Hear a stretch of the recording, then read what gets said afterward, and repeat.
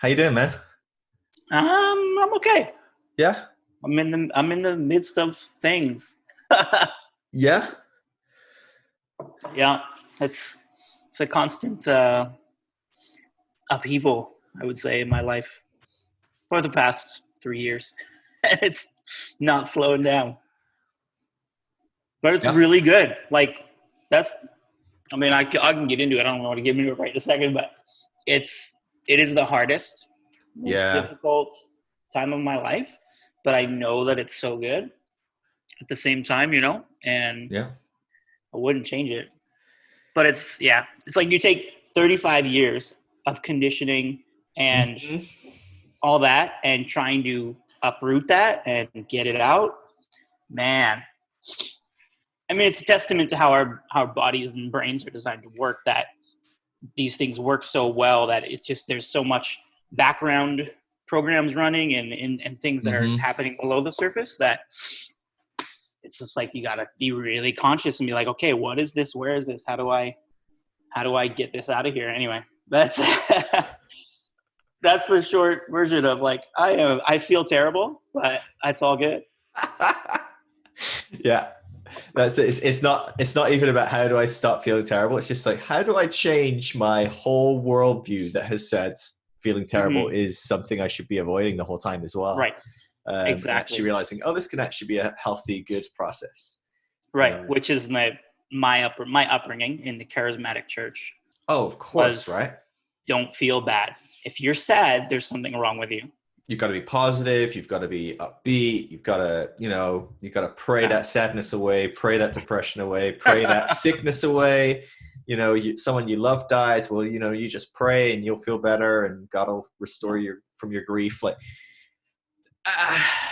and it's not necessarily bad either. Some of that, like Right. there's definitely paths to finding freedom that can look Hmm. like that. But it as a one fit all kind of thing is a bit toxic, isn't it? Right. So yeah, Yeah. One size does definitely not fit all, which yeah, is I'm learning. So yeah. yeah. Dude, when did you leave Bethel? That was like ages ago, right? Like I'm trying to think. You 2012. It was the same year as you, I think. Because you did right? 4 years, right? Yeah, and you did your third year and 2012. then left the same year. 2012. Yeah. Dude, I can't even remember that though. Do you know what I mean? People are like, when did you leave Bethel? I was like, I don't know, like a decade ago. Like, I mean, that's Yeah. so long ago. I'm like, I just some time Yeah. before. Hmm. It's In such a a past weird. life.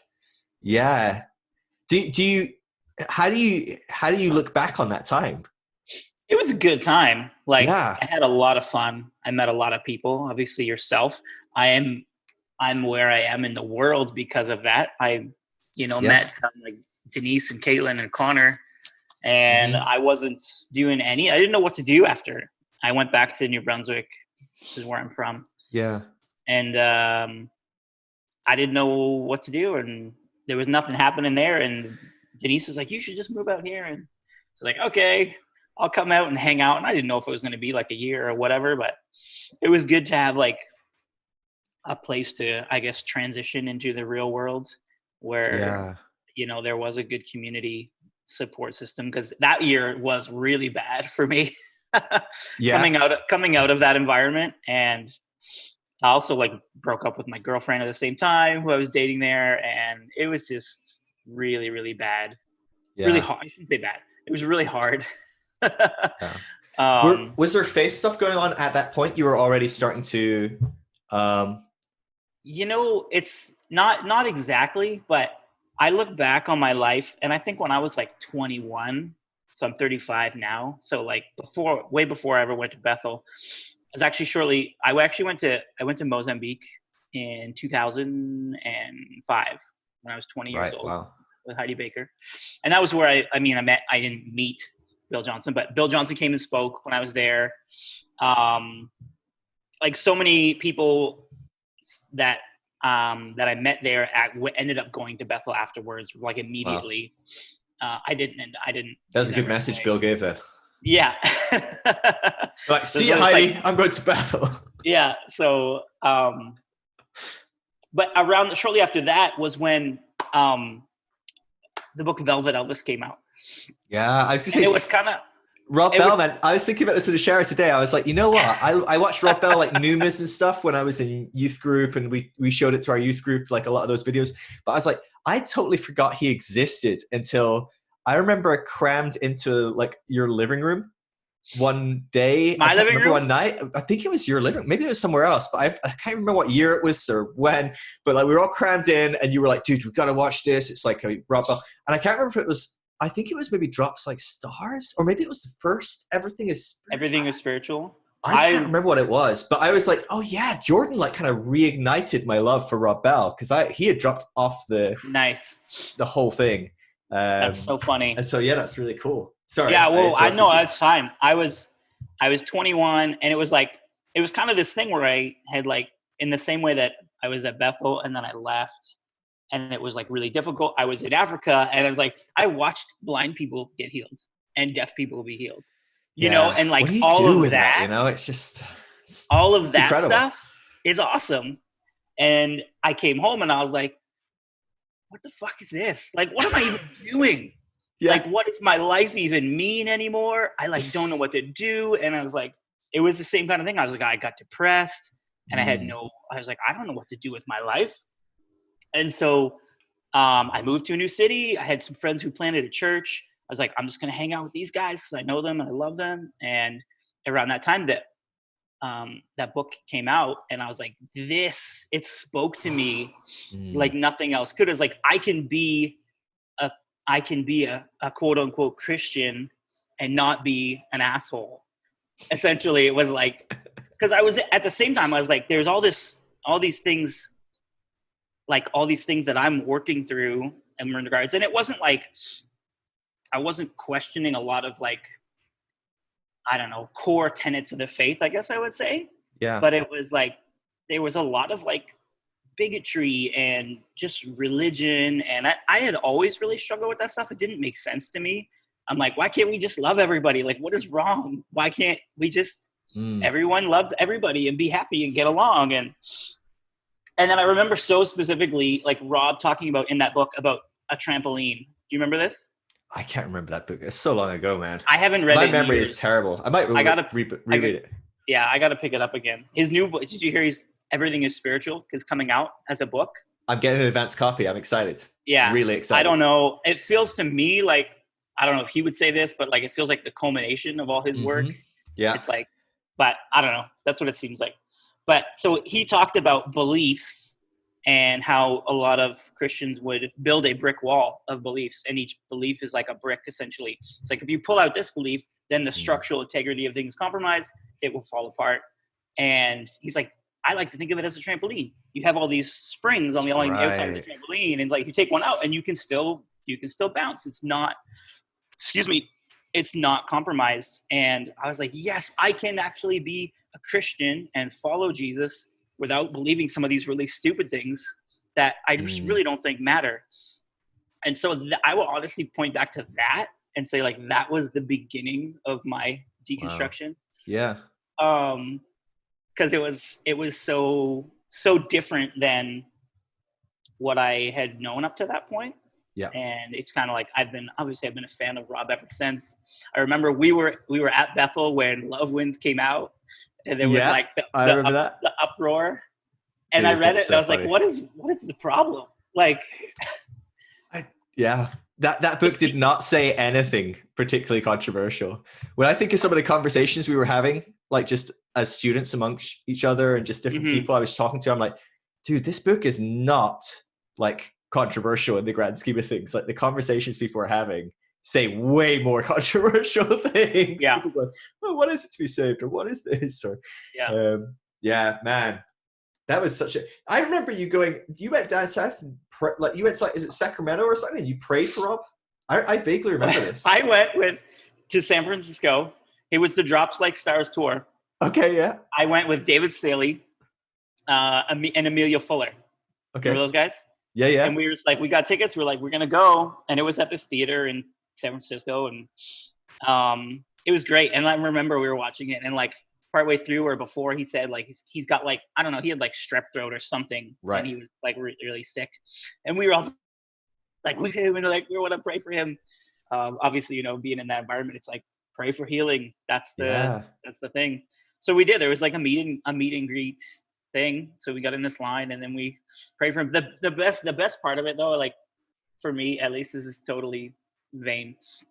I had this jacket that I used to wear, and I wore it like every day. It was this like thrifted, like utility, like green, like it was like thick canvas material, and it was just like was my jacket. I wore it every day, and we were like, Williams was like, it was our turn, and we were walking up, and Rob just like, hold on, he was like, tell me about this jacket, and he was like, he loved Rob my as well. jacket.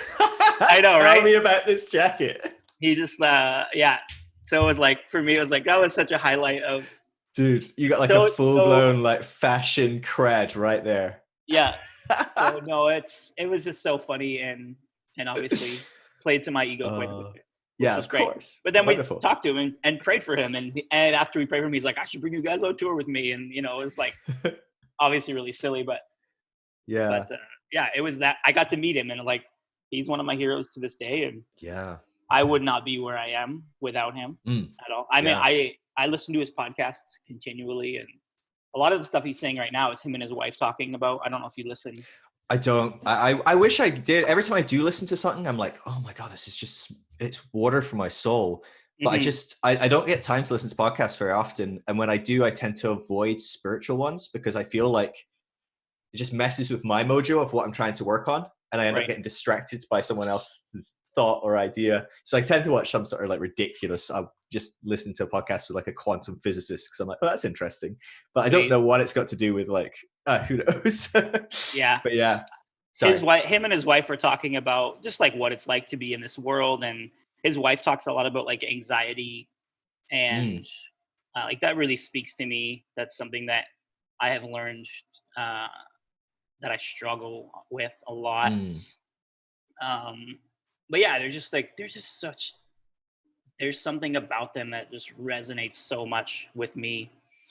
And yeah, they're just great people. I don't have a lot of time to listen to podcasts. I usually do when I'm in the car or now when I'm waiting in line at Costco because you have to line up outside Costco to get inside. Of course, yeah. Social distancing. Dude, pandemic's been great for podcast hours. It's true. And I'm delivering ice cream now. So I'm driving around the city and put podcasts on. So I listen to those guys. I don't listen to a lot. I listen to them. Have you heard of the Dirty Rotten Church Kids? I've heard of them. Yeah, I've not listened to any of their stuff. They're great. I follow them on Instagram. So just a couple of guys in Florida. And they're like, in the same kind of boat. And they talk about things themselves. They interview other people, and it's fairly new. Like just started in the fall, I think. Okay. Yeah. But they're kind of like, they're super serious about this whole process, but they're like super sarcastic and hilarious. And I love it. Yeah, it's right up my alley. Yeah. Listen to any other podcasts?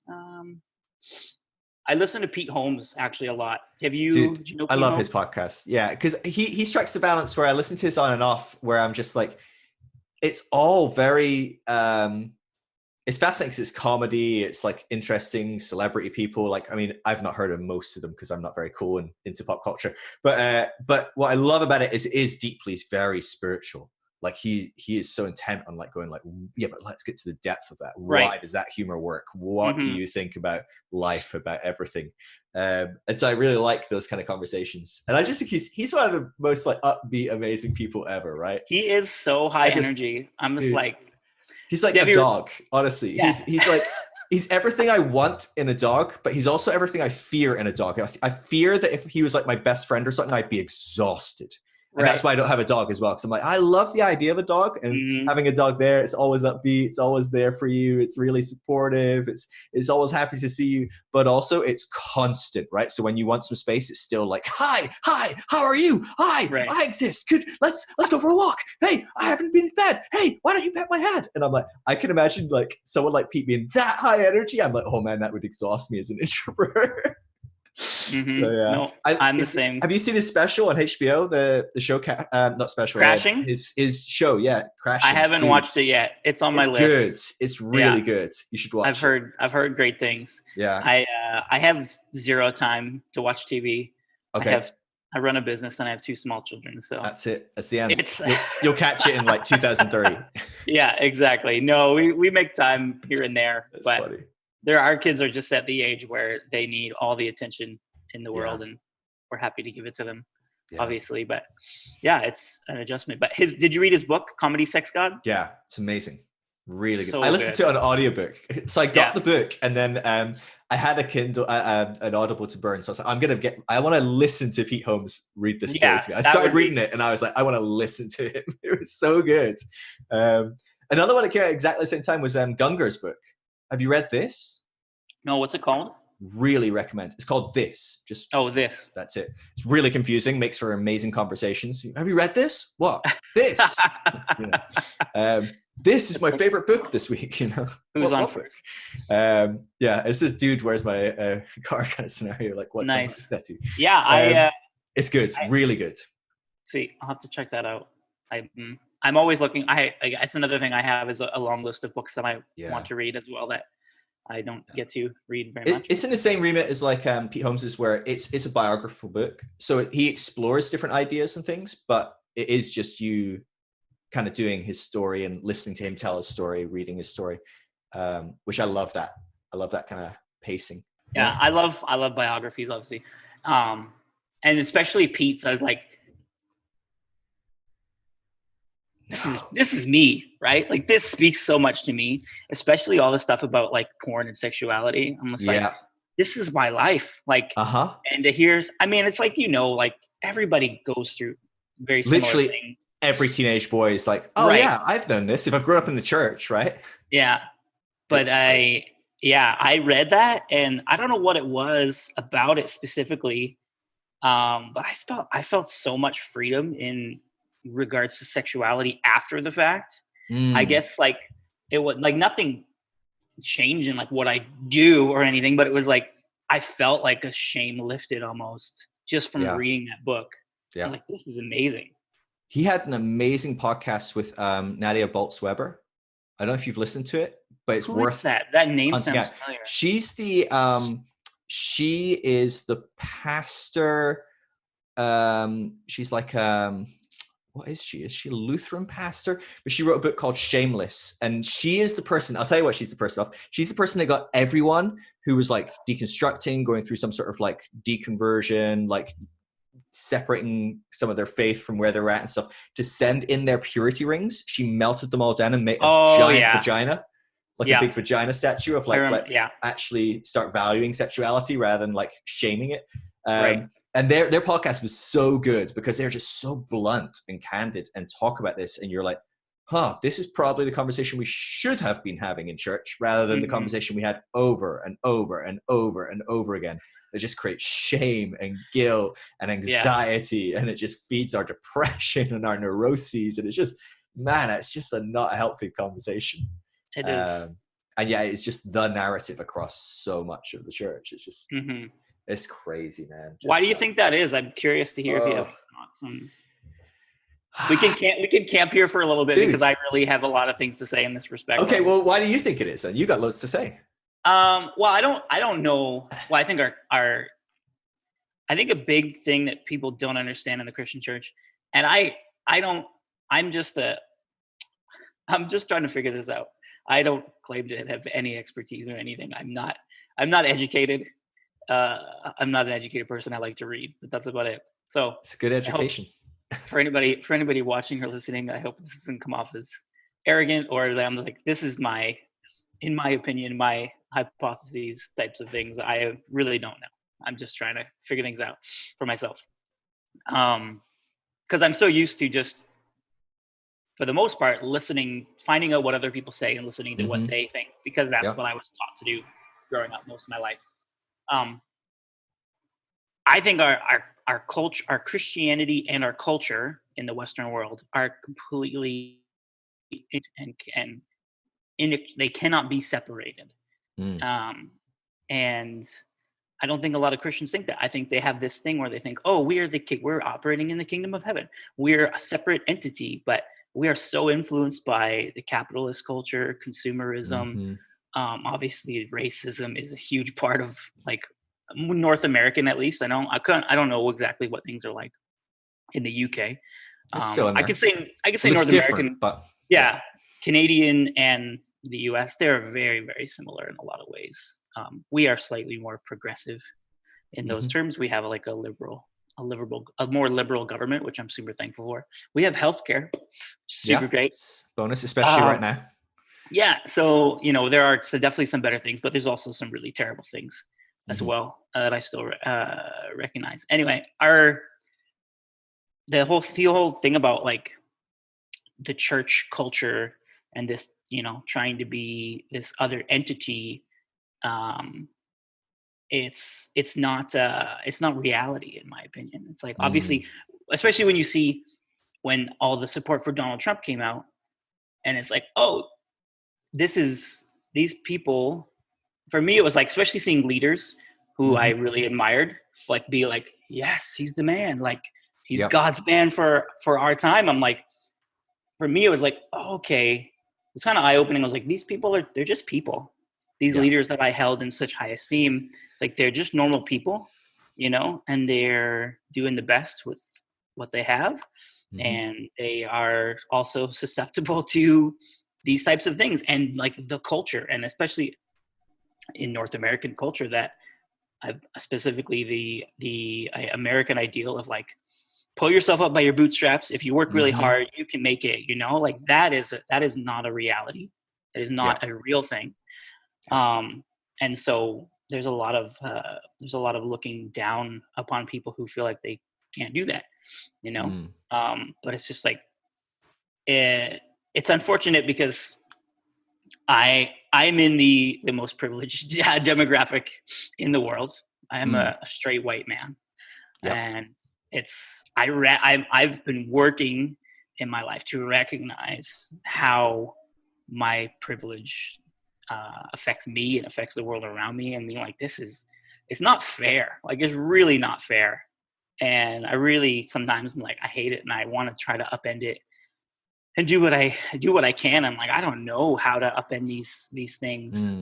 But I think, anyway, get back to what I was saying about the culture, like the way when Paul talked about like powers and principalities and these things, he's not talking about demons.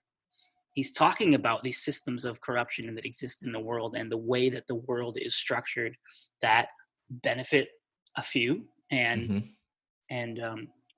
totally oppress the rest. And like those things have always existed, and they exist to this day.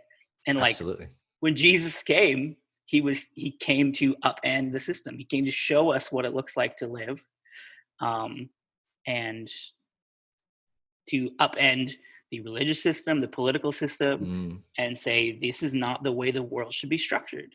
Yeah. And unfortunately, we take a lot of his sayings and messages and life and be like, they create this other thing, which, I mean, I don't think Jesus was trying to start a religion. I really don't think that's what he was trying to do. Yeah. I agree. But again, like the Christian church in the West does not see how much we are just like operating in a capitalistic way. You look at the churches, the way they're run, it's like a business, and not that there's anything wrong with, I mean, I run a business, but it gets really tricky when you don't actually maybe look inward and see, like, what are some of these things that we're doing that maybe aren't so helpful? Maybe some of the ways that we're operating. And it's just like, when you just keep going and being like, okay, business as usual, let's just keep doing the things that we've always done. Yeah. And for me, it's like, I think you have a good perspective, and I'm wanting to really have that perspective as well. And to be honest, I struggle with it. Like, if it works for people, that's great. Like, if it does work, if it's the thing that works for you, that's awesome. It just doesn't work for me anymore. And it's scary to say that. It's scary to say that on a recording. I'll be honest, because there are very few people who I've kind of shared these things with in my life. Because I know that it hurts. It will hurt people. It has hurt people that I've said, we stopped going to church. When we started the business 3 years ago, it just became like a whirlwind of like, we're busy trying to figure this out. And then we had a baby the same year, and we're like, we're just busy. And to be honest, that separation is where this all started. Like the really intense part of my deconstruction, because I was separated from the culture. I was out of it for a little bit, you know? And do you think if you stayed in, it wouldn't have unraveled in the same way or at the same pace? I don't think so. This is the thing. It's like, I don't think so. I know we stepped I went on this away from like purity culture stuff. That's good. We're going into something really interesting, which we can jump back into at some point. But it's so hard to say whether that would be the thing, you know, because I feel like when you're constantly in this environment and you're constantly doing the things that you've always done, whatever your tradition structures, you don't think any differently. You don't need to think any differently. You just, everything, it works for you, you know? And you have no need. If you don't have any need to question, then that's great. But you do live in a very small bubble that a lot of people in the world don't experience. Yeah, and they look on it and just go, that's weird. But you can't see the weirdness in a sense. Yeah. You know? So. Excuse me. So stepping away from it, for me, what I've learned, I've been in therapy. That's also been a huge part of things. I've been, reading some things that have helped me to understand how stress and anxiety affects the body, and I'm learning, like, what is actually, I don't want to say wrong, but what is going on inside of me that I've been ignoring my whole life or trying to pray away, because I've been told, like, it's either a spiritual problem, you have demons are trying to attack you, or you have for me it was a chemical imbalance in your brain, which I've since learned is not even actually it's a theory. It's not actually even a real a real good solid scientific thing, which I should also say I am into some pretty weird shit at this point. So I don't, not everything has to be super solid for me. I'm like, if things work, they work. I've been doing some like energy healing. I don't know if you are familiar with any of that stuff. And it's like, this stuff works. Wow. It's super helpful, and understanding the world, and I guess the natural world, in terms of like energy and how energy is transferred. It's never destroyed. It's always moving. And I mean, we are literally just made up of energy, molecules moving. And I'm not a scientist, but some of just reading some things and learning some things, understanding how trauma is stored in the body. That's been a huge thing for me, and learning how to release that, and recognizing, like, oh, all these things that I've struggled with my whole life are because of traumatic things that happened in my childhood, where my little brain wasn't able to process it. So it gets tucked away as a safety measure to protect you. And I'm like, nobody told me this. Nobody knew this, And so these things are becoming more prominent in our society.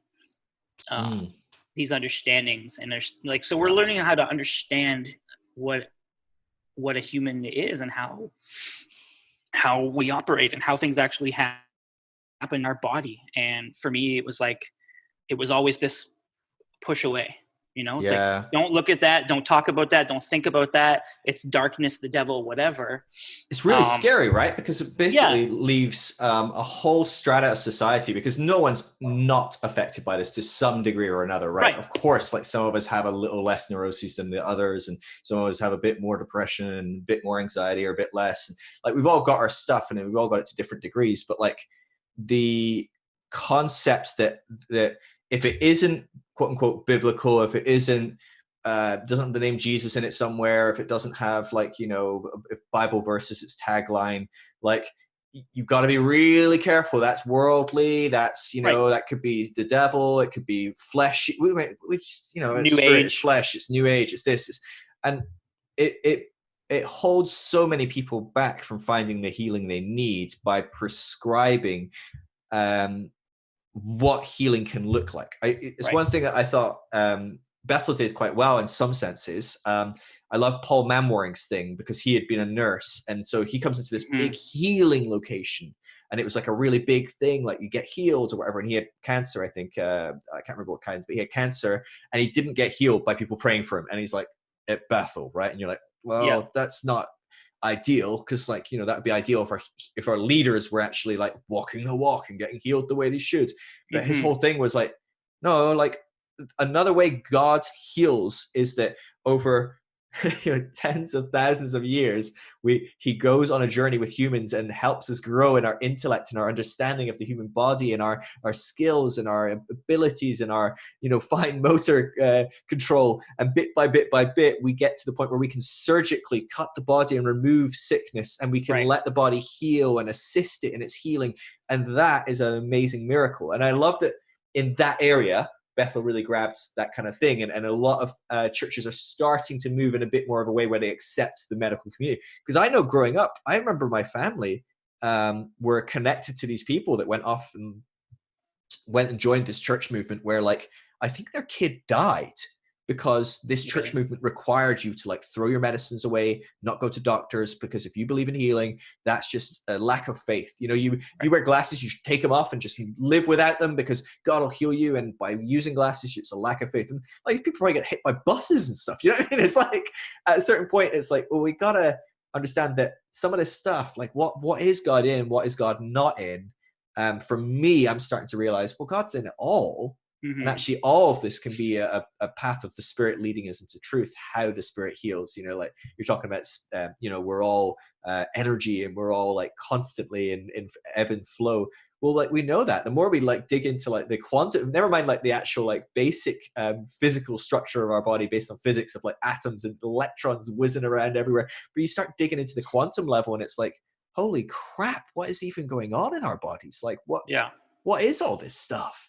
There's so much we don't know. Amazing. I mean, I was reading just going back to the quantum mechanics thing. I was reading the other day, like at such a subatomic level, there's these particles that, I mean, ultimately are like building blocks of everything that only exist for 10,000th of a nanosecond. Yeah. The rest of the time they just disappear and then they come back. And you're like, where the hell did that go?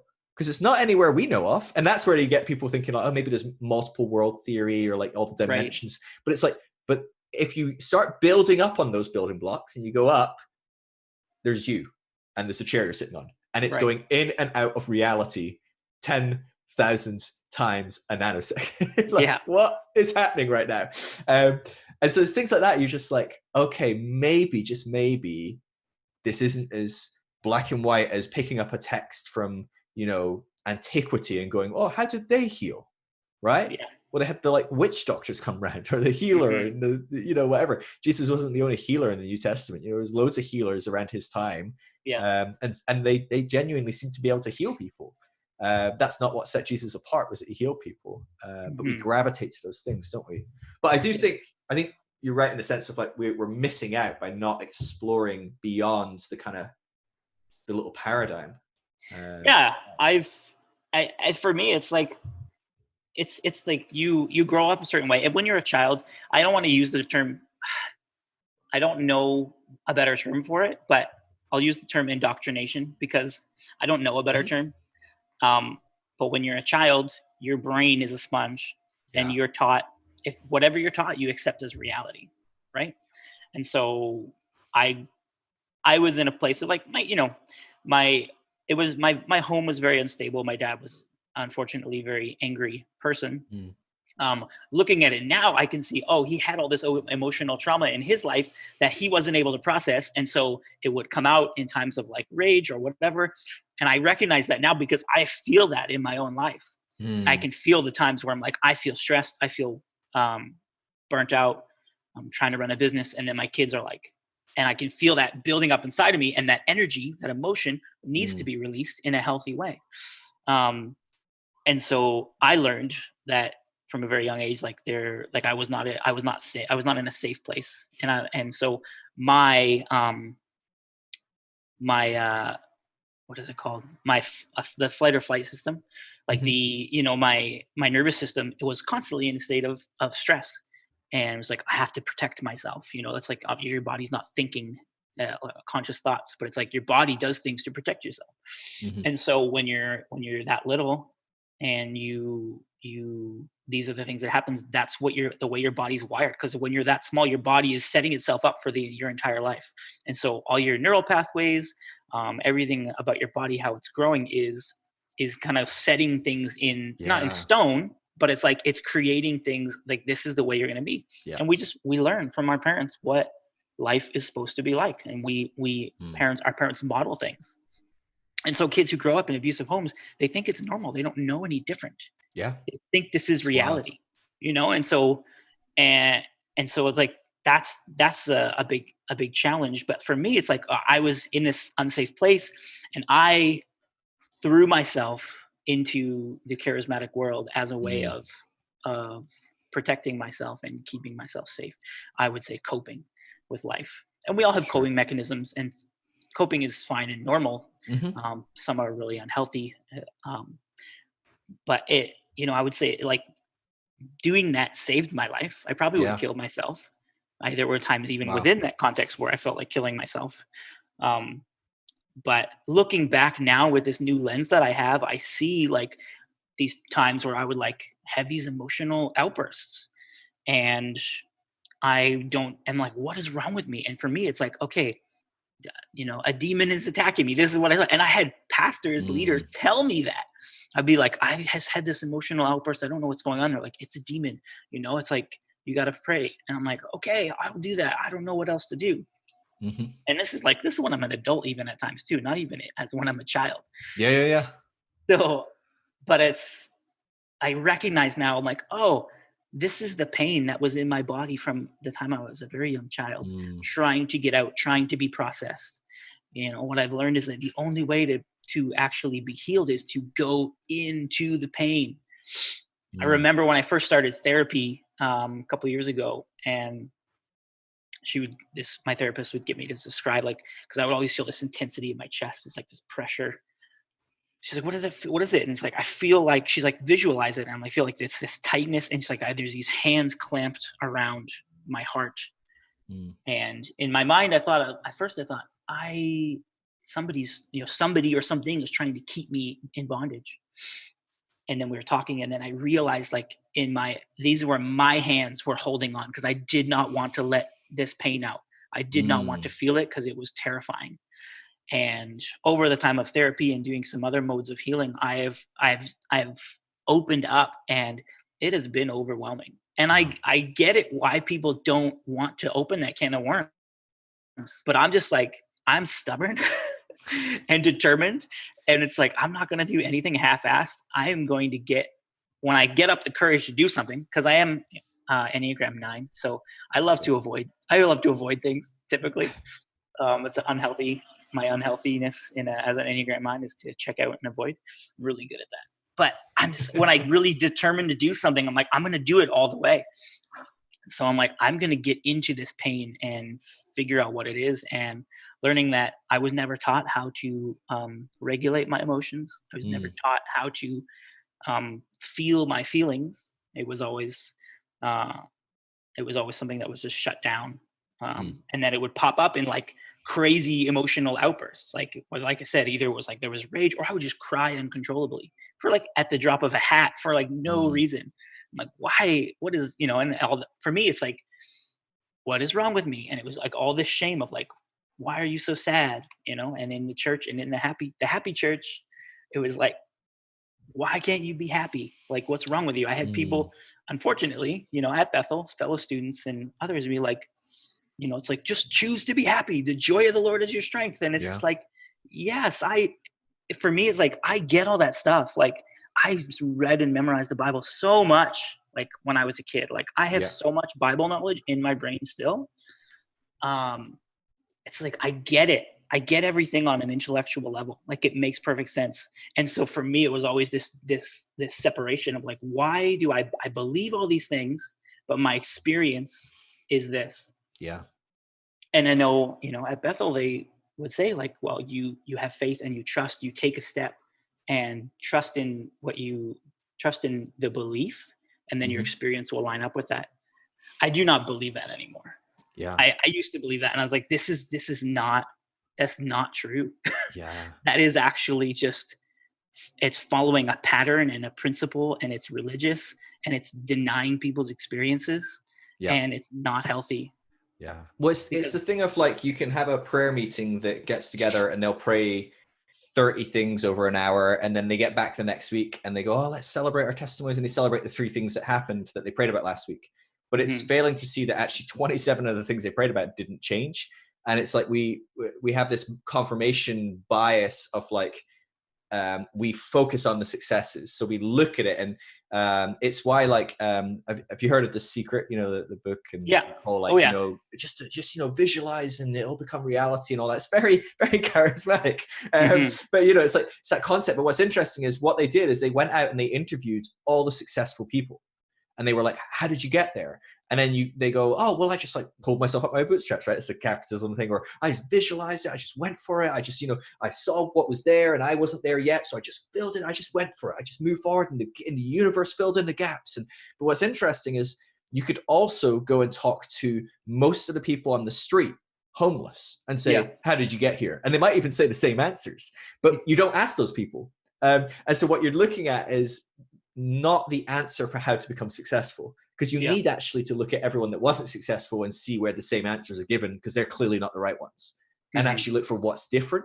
And I feel like that's how we operate in Christianity a lot of the time, is we pray for healing and then it works occasionally, and that's awesome. I have no concept for how miracles happen or what. I mean, if there is a God and a divine, then of course miracles can work or whatever, and even if we'll rationally be able to explain them 1,000 years from now and go, oh, well, that was that, obviously. I don't know, right? I don't know, but it does work, and there are people that are depressed that go, oh my God, I just read The Joy of the Lord is my strength, and I've not been sad for 22 years. And I'm like, fucking amazing. That's awesome. I'm so happy for you. But guess how many other people have read that Bible verse? And so it's this thing of like, we have to be so careful not to make a rule out of exceptions. And I think that's generally speaking what these are. These are exceptions, and they're amazing, miraculous, wonderful exceptions. And I think we should be going, this is awesome. Look at how awesome that is. And look at it. Isn't that a great story to celebrate? But we have to acknowledge there needs to be another path for everyone else that isn't seeing it. Even if you go, okay, well, I'll try read that passage, and if it doesn't work, what do I do in the meantime? Is there like a middle ground where I go see some therapists while I'm reading that passage and saying it over myself? Or is there, when I'm dying of cancer, do I throw out all the pills and stop doing chemotherapy? Or could I do chemotherapy and get prayer for cancer? Because I'll take either, really, if it means I get to live another 10 years, Yeah. And I think there's a real danger there. Like, but it's that bias, isn't it? Because they don't, most Christians that you talk to about this, they're like, well, no, but it does, it works. And it's scary. And it's the same thing as like, the capitalistic model. It's like, pull yourself up your bootstraps. If you just really throw yourself at it, it'll work. And it's like, yeah, that's true. It is true for lots and lots of people, but it's not true for actually a lot more people. Because we fail to see that actually the people it works for are generally speaking the people that it's worked for this society forever, Right. And so it works for me, and it worked for my grandfather, and it worked for his grandfather. But guess what? It didn't work for their slaves, and it didn't work for his slaves. And now we don't have slaves, but it doesn't work for people that used to be slaves. And it's like, is there something about this system that makes pull yourself up your bootstraps work for me and not for someone else? Because if so, the question then is this even a healthy system if it only works for certain people, right? Yeah. Should we really be glorifying a system that only works for 10% of people, or 5% of people, or even 90% of people? If there's 10% of people left behind that doesn't benefit from something, we need to be asking questions. And that's a challenging thing, because none of us want to ask the questions when it works. When it works for me and it's other people that are suffering, it's other people that are poor, it's other people that don't have healthcare, it's other people that I'm like, well, it's really hard for me not to not see from my perspective, from my world. It's a huge one, really fascinating. But so how did so you've been going on this journey for about 3 years now, like how has this looked like? You mentioned you stopped going to church for about a year, and that was kind of like the avalanche starting to roll really for you guys, right? What do you think it was about that? Was it just not being in that culture? Was it the connections? Was it the relationships? Was it the preaching and the theological input? And what about disconnecting from going to church every day, or well, probably not every day, but close maybe. I went to three times a week for there you go. 35 years. Yeah. So like, what about that, like that shift, do you think started the ball rolling for you, starting to question things, look at things differently, explore things? I think I think because it was my coping mechanism, my main method of coping. Okay. And Joe Lumen, you had last week on your podcast. Yeah. I love her. She Okay. has been like one of my new heroes. I think She's I texted amazing. you. I texted you Really when I was awesome. listening to it, and I was like, "This is amazing." I listened to it; it was awesome. But she talks about church as high level coping, right? Mm. And it's this way of like, yeah, it's seen as like, of course, it's good and very acceptable as a way of coping with your issues. Sure. But is it actually helping you to heal and be fully alive? Or is it just continuing to like push those things to the side and allowing you to live this life that a lot of people would consider like this is true freedom? But is it? That's my question. I don't want to say it's not. I want to say, is it though? Yeah. Is it actually? Because I don't know. I'm 35. I've done this my whole life and it hasn't worked. It hasn't worked for me. And I'm like you said, I've seen people healed of like depression and other things. And it's like, okay, it's like, so either something's wrong with me or something's wrong with the system. Yeah. And I can't continue to give my life to something that isn't working. That's madness to me to just continue to do that. So I would say like stepping out of the environment, I miss community. Like it's common, right? For me, it's like, that is it. Community has been everything.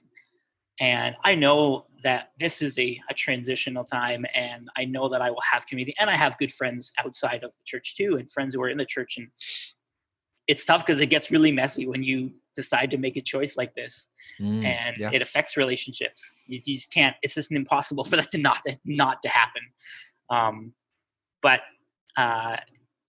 I think it wasn't like teaching or anything like that.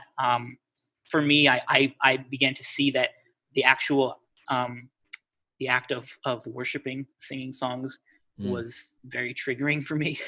Okay. And I began to see that, because it was the main thing that I did growing up that I would use to separate myself or cope with my pain in that way, So I think it was just like a stepping out of it, being separated from, I guess, all of it, every part of it. And when I did that, when I stopped, when I recognized like, this is a coping mechanism, I said, okay, I'm going to stop doing that.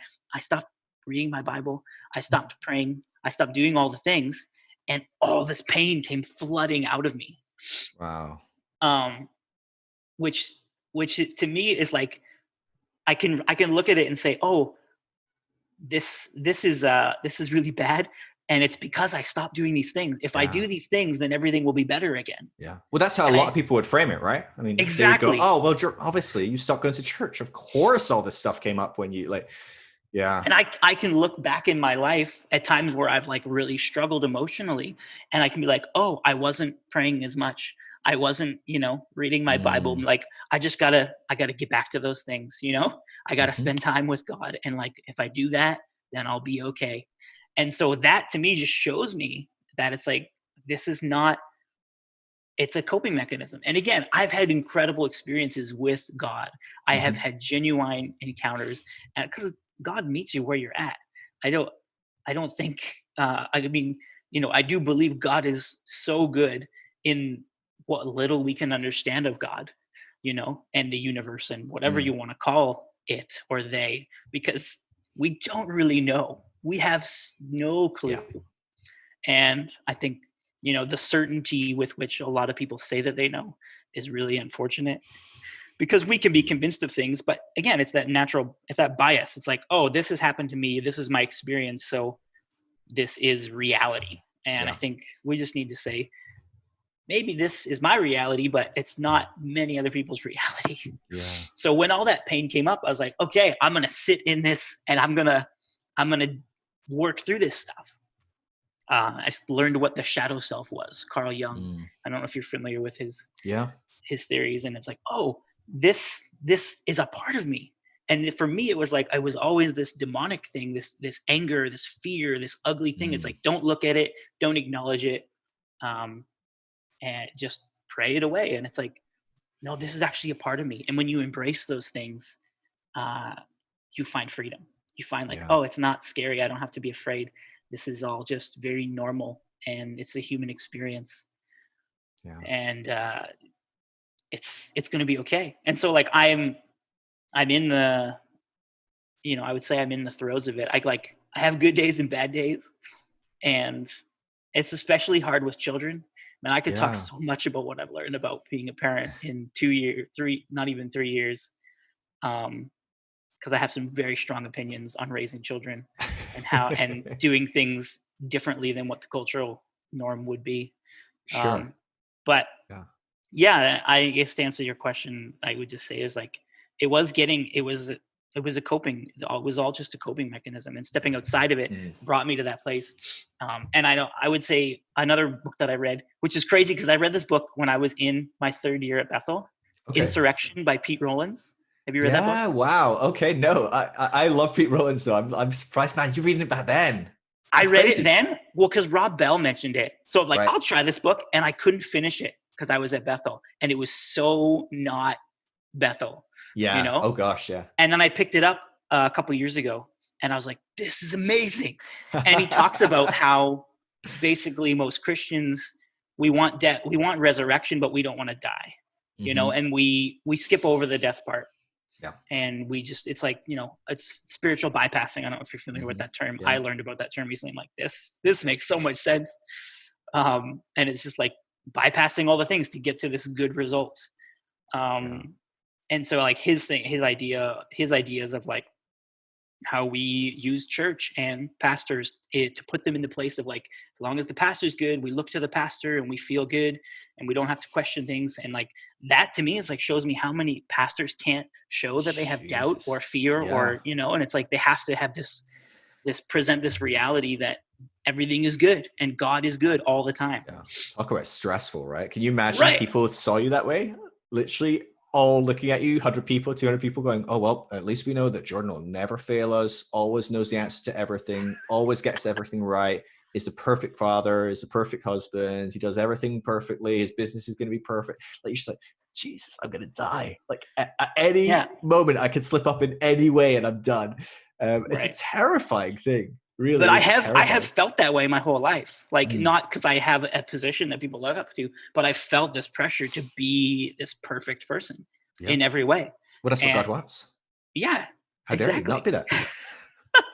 But and then coming back to porn and the shame of that, it's like God, yeah. Constantly looking at pornography and being like, I'm such a terrible person. Why am I so bad? What's wrong with me? Yeah, and not recognizing that.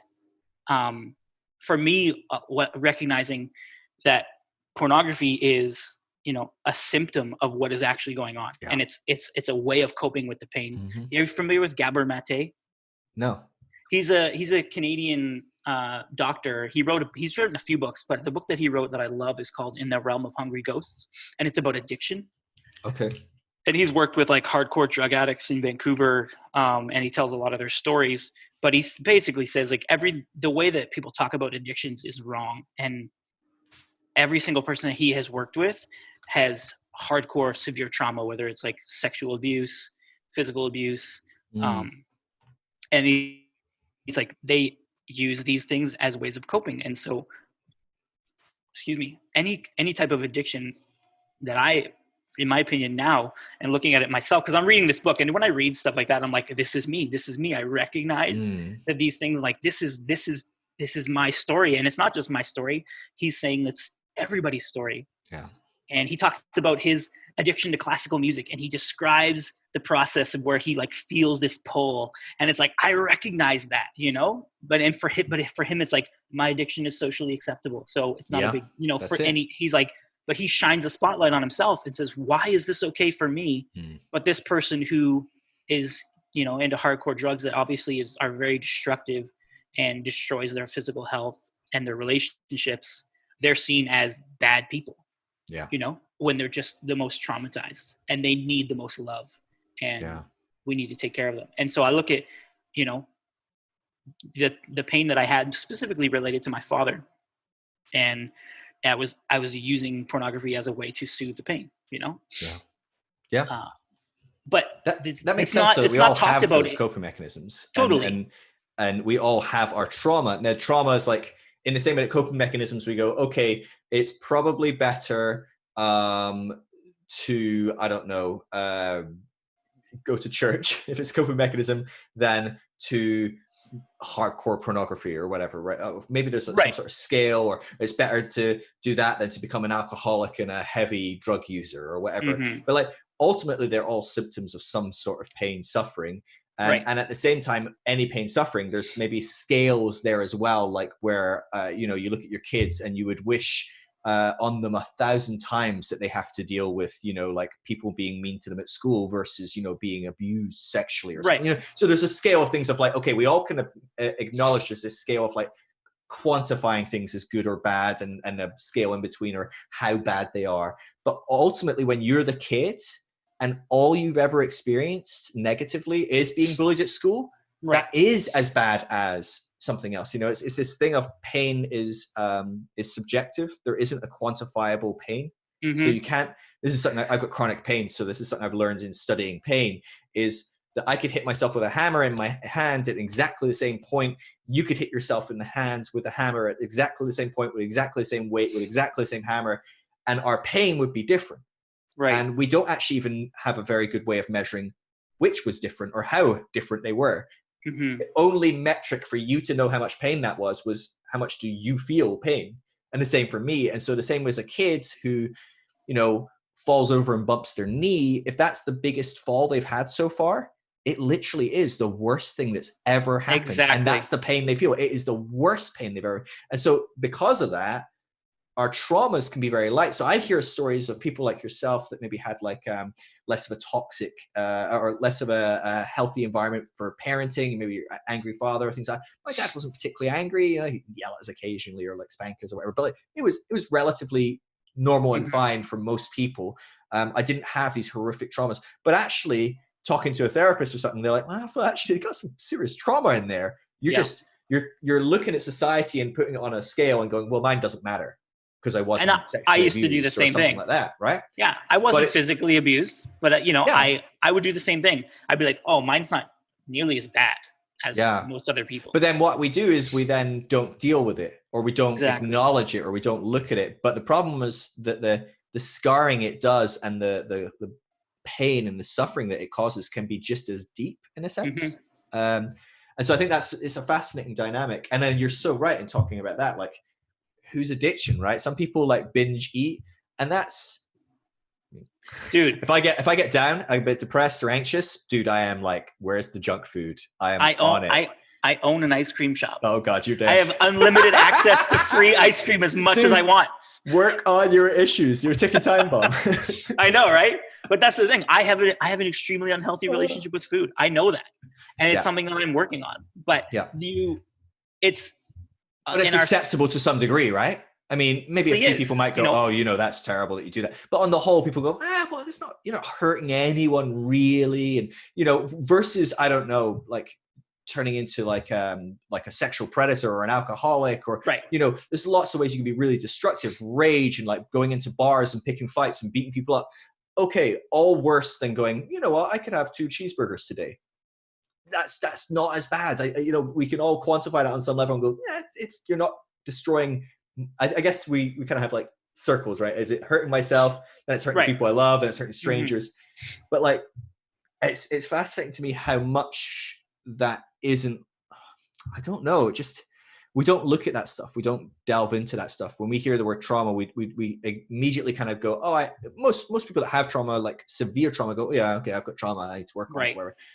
But generally speaking, a lot of people that we've all got this trauma. So people that do have the trauma but don't seem to acknowledge how severe it can be, even though it's limited. That's a scary world to be in, and that's the one I'm in. I know I'm like, oh, I don't look at my trauma. You know, I'm reading. It's a book called "The Body Keeps the Score." It's about how trauma. I haven't read that one yet, but I'm super interested in reading that one. It's really interesting, but I'm reading it and I'm finding myself constantly going, oh yeah, that's like in this person I talked to that was abused, or this person that had that terrible family, or this person. And I'm really struggling to bring it home because I don't see my life as traumatic. And yet I have trauma. I know I'll have trauma in there somewhere that I need to deal with. And so there's this danger that we don't actually allow ourselves to look, and it's scary. It's death, right? We don't want to let those hands off the heart kind of thing. It's really scary. So what were some of you mentioned therapy, but were there practical tools that you found that you've been applying that have helped you kind of go through that process of like looking at your trauma, looking at your pain, evaluating your coping mechanisms? Yeah. So I started talk therapy a couple of years ago. I don't do it right now. I found it was good and it helped me start the process. But I found after a little while, at least for me, it stays a lot in the realm of the mind. And so I found like we just ended up talking about the same things over and over again. And I was like, we're not getting anywhere. We're talking, and it's helped me to become aware of these things, which is super helpful. To be aware, but then to actually get the healing, it just hasn't taken me where I need to go. So I stumbled upon this thing because I was, quote unquote, addicted to porn. I found this program online called My Pilgrimage, and it is a fantastic program. You can Google it. It's a great resource for anyone, in my opinion, who has issues with pornography. And honestly, it's directed towards men, but it's really and that was a big thing where they talk about pain in the body and trauma, and how pornography is just like anything else. It's not the problem; it's a symptom. And once you deal with what's going on in your inner world and heal the pain, that stuff will go away. And it's crazy how much I quote unquote struggled with pornography, because it's like an addiction. Is like I would be pulled, and it was like I knew when I was feeling a certain way, I was like, I'm going to look at pornography when I go home. It's like there's nothing that's going to stop me, and I don't want to consciously. I don't want to, but nothing is going to stop me from doing it. And that is, by definition of addiction. But I wanted to battle it. I had people pray for me. I did all the things that I knew to do, and that the church people that I knew, who are good, well-meaning people, told me to do, and nothing worked. Accountability. I would tell certain people everything that I had done and everything that I was doing and how I was feeling. And it's like, I just wanted to be free, and it's like, I just wanted to be free. And then, so I started in this My Pilgrimage. They talk about healing and they get into energy healing and feeling in your body. Where's the pain? And sitting and meditating and being, so I got a runny nose. It's really bugging me. I don't have any bad viruses or anything. And being like these things, like sitting with the pain and actually, moving the energy out of you and learning how to do that. And by meditating and breathing and slowing down and just being really still. And then I also met this person who's become a good friend of mine, who is into and has an energy healing practice. She does a couple different modalities. One is called body talk, which is a way where she listens to your body and what your body is telling her. And it's when I did it the first time, and because I was at this place, I was just like, this was after 9 months of not being in the church, and it was really, really hard, and work was super stressful, and the kids, and I was like, I am just going to lose it. I don't know what to do. And it was like, for me, it was almost like a last resort. Yeah. She had told me a little bit of what she did. And then my wife, I haven't met your wife. I'm sure she's amazing. My wife is just like the most amazing person in my life. She is such a rock. I am like the emotional, crazy, all over the place. And she's just solid as a rock. Wow. And so she's the one who, she's like, you should really go see this person. You should, I think that's what you need. I'm like, okay, I'll do it. I don't know. And I went into it, and it's like new experience, totally different paradigm. Like, this is weird, but I did 2 sessions with her, and I was completely healed. And it's not like this thing where it's like, you know how you get prayed for sometimes and then you're just like, believe that you have your healing, you know? And it's like, I felt it in such a real way. And from that moment on, pornography has not been an issue. Like it was just like, boom, it was gone, you know? And I, you know, when I am stressed and like overworked, I'm like, I can feel that temptation and I'm like, yeah, I could do that. But it's like, it's no longer this thing where it's like, I have to do this. It's like, oh, I recognize that because I'm, you know, feeling stressed or whatever. But it's like, no, I actually have the power to say no. Wow. You know what I mean? And it was like with the last session that we did, I mean, I've done some since. I actually have one tomorrow because it's just like, for me, it's become this regular thing. It's like therapy where I don't think humans are like one time healed and then they're good to go. You know, it's like, we have levels of healing and different things. And so I felt, it was crazy. After the second one, I felt this, like my chest, it was literally a physical feeling. My chest felt like spread open like this, like it was on like physically like pushed. And it was like, I was like open like this. It was the craziest feeling. I'd never felt anything like that before. And I was explaining to her like what I was feeling. And she's like, you've never inhabited that part of your body fully.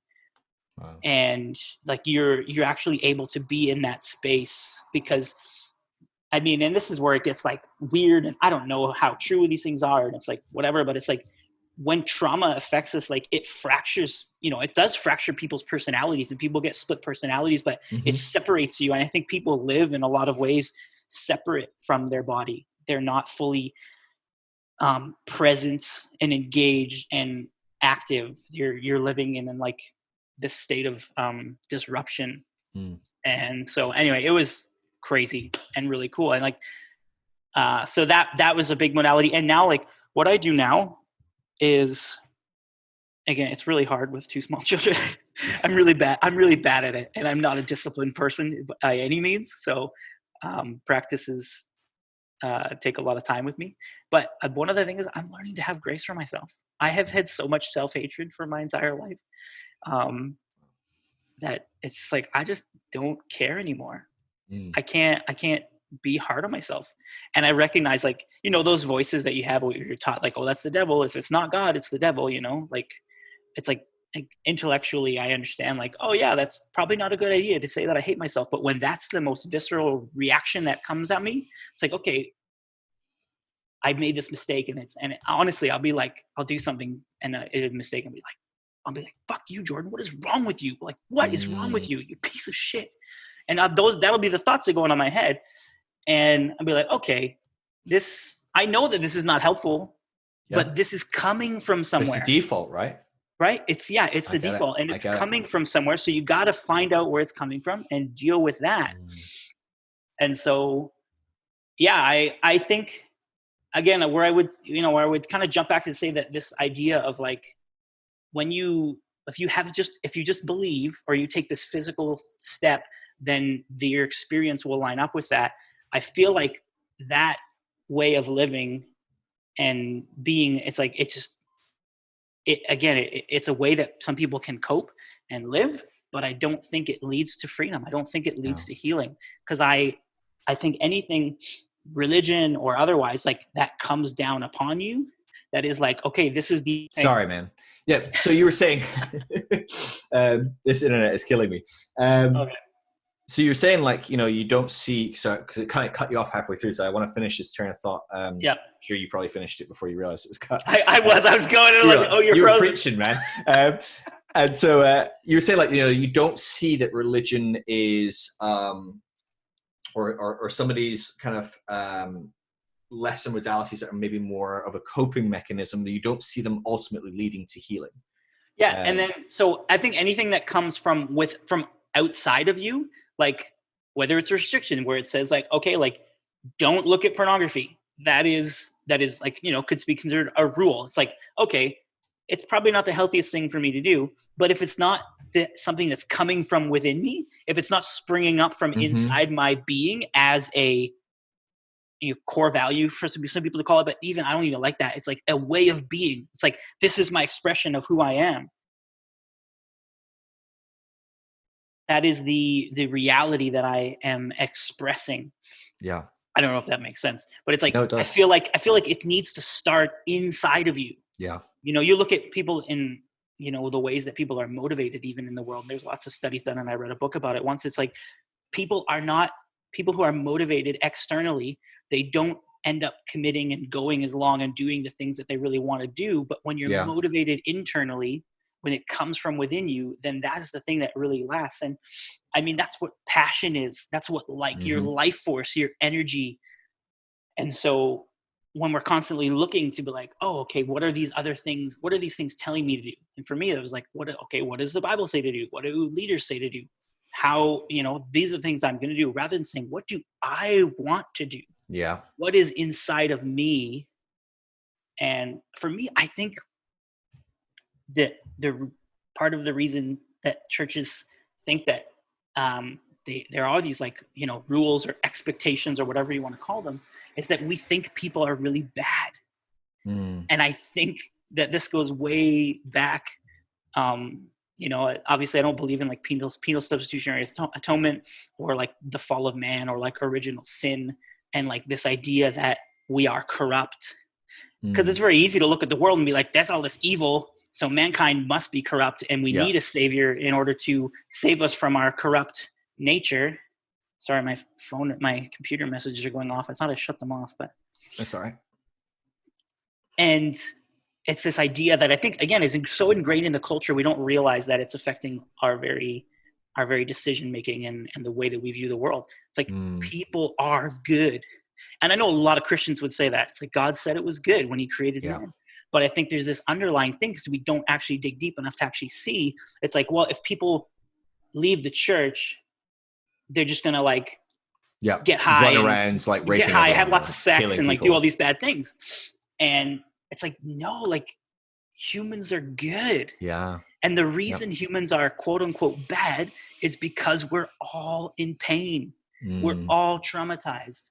And I remember talking about, what generational curses are. And I remember all these discussions about those, are generational curses a thing?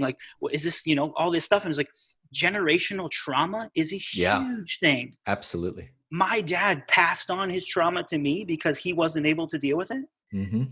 And this is honestly the greatest, most exciting thing about being a parent. It's like, I am stopping the cycle of generational trauma. It's like, that's what I get to do.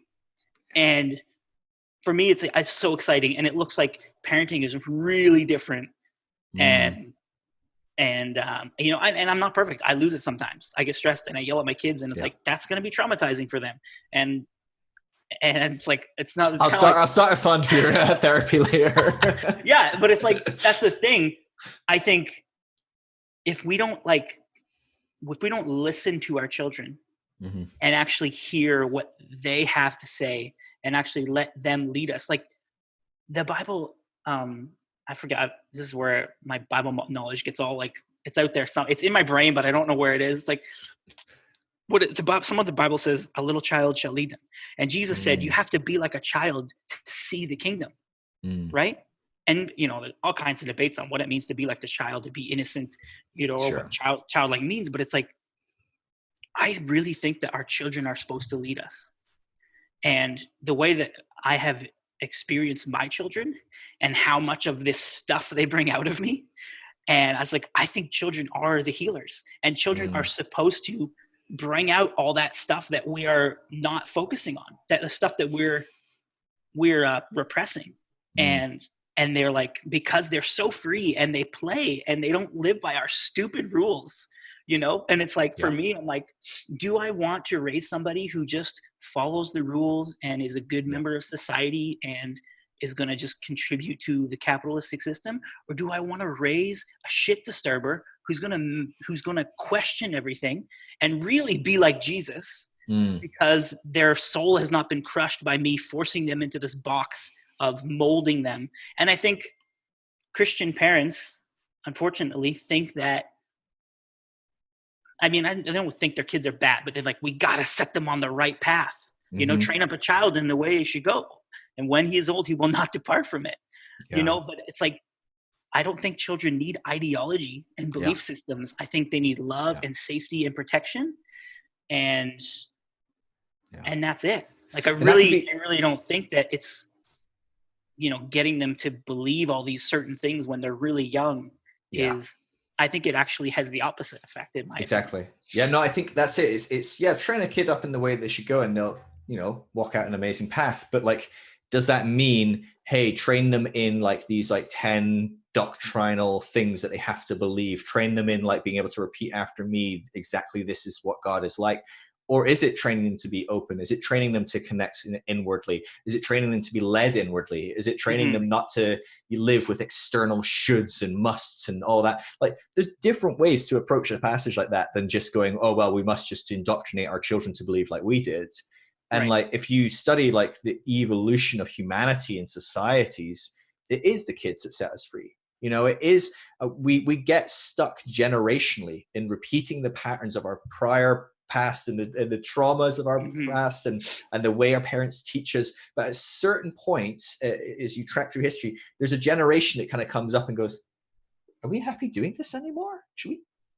Is that not crazy? Why don't we just do this a little bit differently? And they're not that often, these generations, they are like, hundreds of years apart sometimes, thousands of years apart sometimes. But what's interesting is if you track it throughout human history, they get more and more and more frequent, and we are getting that in a very heavy frequency now. And sometimes multiple times in a generation, we're getting people going, no, we're not doing it this way. And you look at, I remember doing a tour of the South at the beginning of the year before everything shut down, and I'm like in rural parts of the South, right? I mean, like it's like amazing, just very different for someone that comes from Europe. And I've traveled a lot throughout America, so I've seen it all. But I'm just like, every now and again, I'm just shocked and surprised and going, oh, wow, that's a thing. It's 2020 and that's a thing. But what's fascinating is I was talking to all these different people, and the age spread of most of the people I was talking to was maybe like mid-20s through to like early 40s. Probably most of the people I talked to was people outside of that. And most of the time I was there, I was like, man, I really want to talk to some teenagers, because I will be fascinated to see, because there's an element of when you're really rural and you're not going to leave this rural part of the world, and you haven't left this rural part of the world, and you're not going to leave, you've got a business here, or you've got whatever, you're not going to change. There's no external kind of pressure for you to kind of suddenly kind of like realize that this isn't working, because it works. Right. And so it's okay to be here racist because it works for me. It's okay to be like, a capitalist because this capitalist society works in this little bubble here. I don't want to go to the next town over where everyone it didn't work for went, it works in my little bubble. And then what's interesting is talking to the teenagers, I was like, oh, dang, this whole system is done. Because I know what it's like for teenagers in Europe. I know what it's like teenagers in New York and, Boston and San Francisco. But if you go into a really rural place in the South, you start talking to teenagers, you even start talking to like 10, 11-year-olds. They're like, oh yeah, no, the stuff mom and dad are talking about, they're crazy. Like, I love them, but like, no, of course, like gay people aren't going to go to hell. Yeah. Of course, like it's okay to be, whatever. Oh, of course the capitalistic system isn't going to last forever. That's crazy. And it's fascinating to me that I'm like, part of this whole thing is going to be, we just need to die. Yeah. It's a terrible thought. But it is this thing of like, we will keep moving forward as society. We'll keep moving forward as humans, as long as we don't destroy the universe, the world before that actually happens. But I think there is this thing of like us raising generations to think for themselves, to be led inwardly, to be tapping into the divine God within and going, okay, what is it that my heart beats for? What is it I should be doing? Healing that pain, like just teaching our kids to acknowledge their pain, acknowledge their suffering, like acknowledging how my pain spills over on them and just going, hey, this is what it's like. It's because I've got this stuff going on. I'm really sorry. Like, how did that affect you? Do you want to talk about it now? I'm really here to talk about it anytime. I want to acknowledge, like, that's just a mind-blowing shift. And I don't know if it has to be that we're constantly generation versus generation. I think there can be a shift where it becomes generations working together. Totally. But certainly that's what it's been in the past. It feels like that. I say that loosely, but I was laughing. You've been to some Rob Bell events, right? Yeah. Average demographic in a Rob Bell event. Right, I've been to maybe 5 or 6. Oh, really? 50s wow. plus, 50s plus, always. Really? The average person there. Yeah. Every time I'm surprised, because every time I'm like, oh yeah, people that listen to Rob Bell and watch Rob Bell, they're like me. And I get there and I'm like, oh no, they're about 10, 15, 20 years older than me. And it's still people my age, but like the vast majority, I'm like, And so I don't even think it's necessarily a generational thing. I think that's a real danger. A lot of people talk about deconstruction as though it's just a bunch of 30-year-olds like going, No. screw Christianity. But actually, this is a very broad thing. Right. But I do think it's more common in younger ages. Yeah. But Rob talks about that idea of like the universe, like creation, and obviously like the Big Bang, and the universe is expanding. But Rob also talks about like the universe is pulling us forward. Like, you know, people talk about, oh, I would like to go back to the good old days, or, you know, the early church got it right, you know, but it's like, good old days. We're moving forward. And it's getting better, you know, like there's still a lot of terrible things happening in the world, but it's way better than it's ever been. And we're going to die and our kids are going to live and it's going to be better for them, you know? And it's like you said, I've said this to actually many people in terms of like, you know, global warming and destruction of the earth. It's like, I think humanity will get it right. I think we will. There might be like 100 people left on the planet when we do. Start from scratch. Yeah. But it's like, I think humanity will get there. Like, I think that is being made in the image of God, being actually like godlike. I have some opinions on that, but I don't know if I should share them. Do it. Or well, it depends on if it's going to end up getting you stoned back home. Well, I won't get stoned, but people, I'm sure people will be really disappointed. You are always free to share anything here. So I know. But yeah, use your discretion. So. Well, it's like it's in Colossians where Paul is talking about, he says, you know, there's neither slave nor free, Jew nor Gentile. Christ is all and is in all. He says Christ is all. And so if we think, oh, he's just talking about some great metaphor, is he talking about a metaphor? Or is he talking about Christ is all of us? Is God, are we made up of God? If God or the universe or whatever you want to call them is this thing that we can't understand, but everything is comprised of God. Everything is made up of God. And I'm not talking about, this is the problem where people get into like, well, we don't worship creation. And it's like, no, but I don't worship Jesus. I don't know if I can, I just don't. And I greatly, I believe Jesus was divine, but I also believe that I'm divine. And so it doesn't matter to me that there is a difference, because Paul said Jesus was the firstborn among many brethren. And I believe he was showing us the way of what it is like to be fully human and fully connected to the divine. Yeah. And we can all do that. We can all live that way. Have you read Richard Rohr's, but I don't think Universal Christ? Oh my God, yes.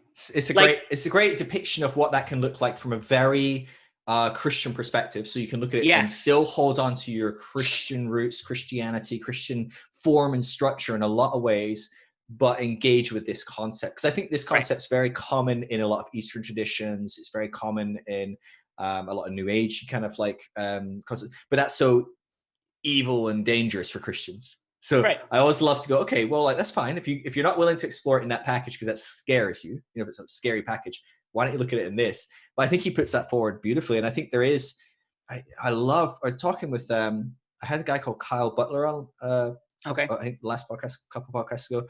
And we were talking about consciousness and what is consciousness, and ultimately is consciousness God really at its core? And are we just tapping into what it is for God to express himself, herself, itself, whatever? It is the words it and he and them and her are stupid, you know. It's like they're all made up concepts. People are made up concepts in the concept of like what God is before that and bigger than that and whatever. But I do love, like, just even as a thought experiment, what is that, you know? Some of the greatest minds that have ever lived have still gone, I don't know. There's no one that goes, yeah, this is it, and they know for sure. And I think that's a beautiful and exciting thing, for sure. And for me, I see that all the way through the New Testament. I see that language there. I don't even know if they were engaging with it or aware of it necessarily even. I sometimes wonder if Jesus was just on a whole nother plane, in the same way that, if God came down and started explaining what existence is without trees and people and atoms because Totally. God lives beyond that, we'd all just not, we'd be like, what is this guy talking about? And I feel like Jesus on some level is there, you know, he's explaining to like ants Totally. what the color blue is, you know, and they're like, And people were like, what are you talking about? But seriously, it wasn't about what he said. It was about his spirit, and people were drawn to him. Yeah. Because he was alive. He said, oh, you speak with the authority that these teachers don't have. Mm-hmm. And it was this whole other thing. And it was Christ. It was the Christ in him. He tells Jewish people to eat his flesh and drink his blood. And then everyone and then the disciples are like, dude, what the hell? And he's like, well, are you going to leave? And he's like, I mean, I want to after that sermon, but where am I going to go? You've got life. Nowhere else to go. This life exactly. And so there is this thing of like, I love Jesus right at the end, right? He's like, I'm going to give you the Spirit. And it's largely because there's so much stuff I want to teach you, but you aren't ready. You just aren't ready for this. And I feel like humanity to some degree still isn't ready. We're still unpacking this. We're still figuring it out. We're still, you know, God, it's not that long ago that we were just starting to unravel, racism is a thing. Maybe we shouldn't do that, right? I mean, that's a new concept for humanity. And that was a long time after Jesus that we started having that conversation. Right. Long time after. And so you're like, was Jesus racist? Does he not care? And I'm like, well, I probably did. But he also recognized, okay, I've got a lot I want to talk about. That's not going to fly yet. Let's start the ball rolling and let's move forward. It's that forward momentum that you're talking about, right? It's like, let's move forward. And this is what terrifies me about Christianity. And I do want to make it clear, when I say Christianity, when I say church, when I say these things, and we're talking about these things as like they're crutches or this, talking in very broad stroke generalities. Of course. Great churches that can be very healthy coping mechanisms, and even healthy places that teach inward change and looking inwards. And so broad strokes here. But as we look broad stroke, there's this need and desire to move backwards into the good old days, but it's almost completely devoid of what the good days were. Like, you know, like you look at like Jesus's time and you're like, do you really want to live then? Because like, dude, if you said, I don't really like the way the government's handling this coronavirus pandemic, you're crucified.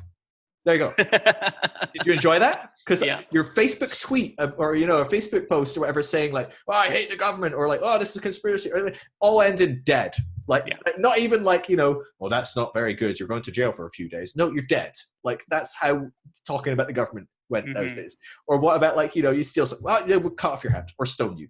Like, okay. Or what if I do good stuff? Doesn't really matter either. You're probably going to die of Ebola by like 22. Like, you know, it's like, what do you really want to live in these days? Or would you rather move forwards with society where we're more inclusive, we're more accepting, we're more loving, we're more aware of our mental health, our physical health, we've got doctors. Like, this just feels like something we're a bit dim about, you know, this desire to move backwards when no, I don't know any historian that wants to live in the past. No one that's actually studied the past goes, God, that would have been a great time to live. Like, not compared to today. It's wild, really wild. It's because we don't know how to live in the present. And if you look at the Bible, and even like when God was talking to Moses, he says, I am that I am. I believe that God is present. God is like not just present in like, oh, God's here, because that's just my understanding of like, oh, I'm here in this building. And so when God is here, no, God is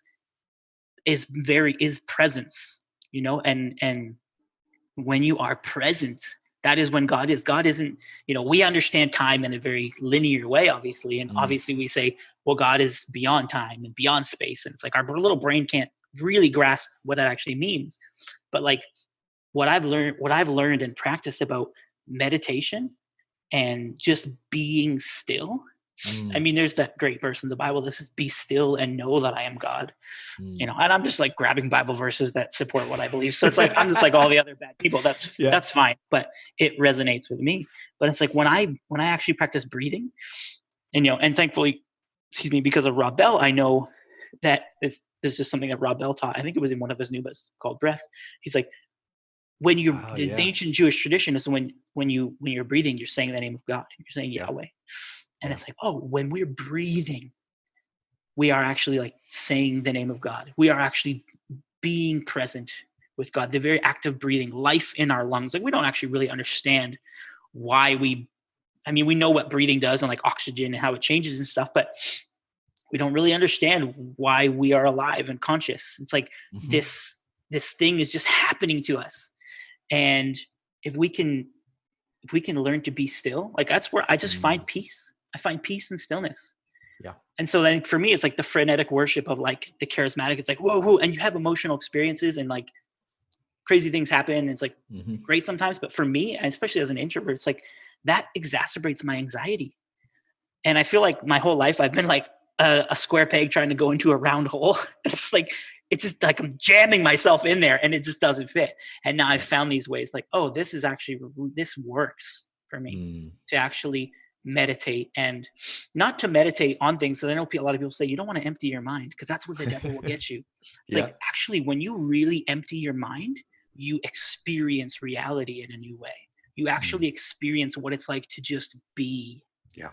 And because I think our brain is on, as our ego, our brain, our thought process is on like constant, like go, like it doesn't shut off. And it's a practice to learn to shut off. And I mean, that's just the way our being is designed, or it's just the way it operates.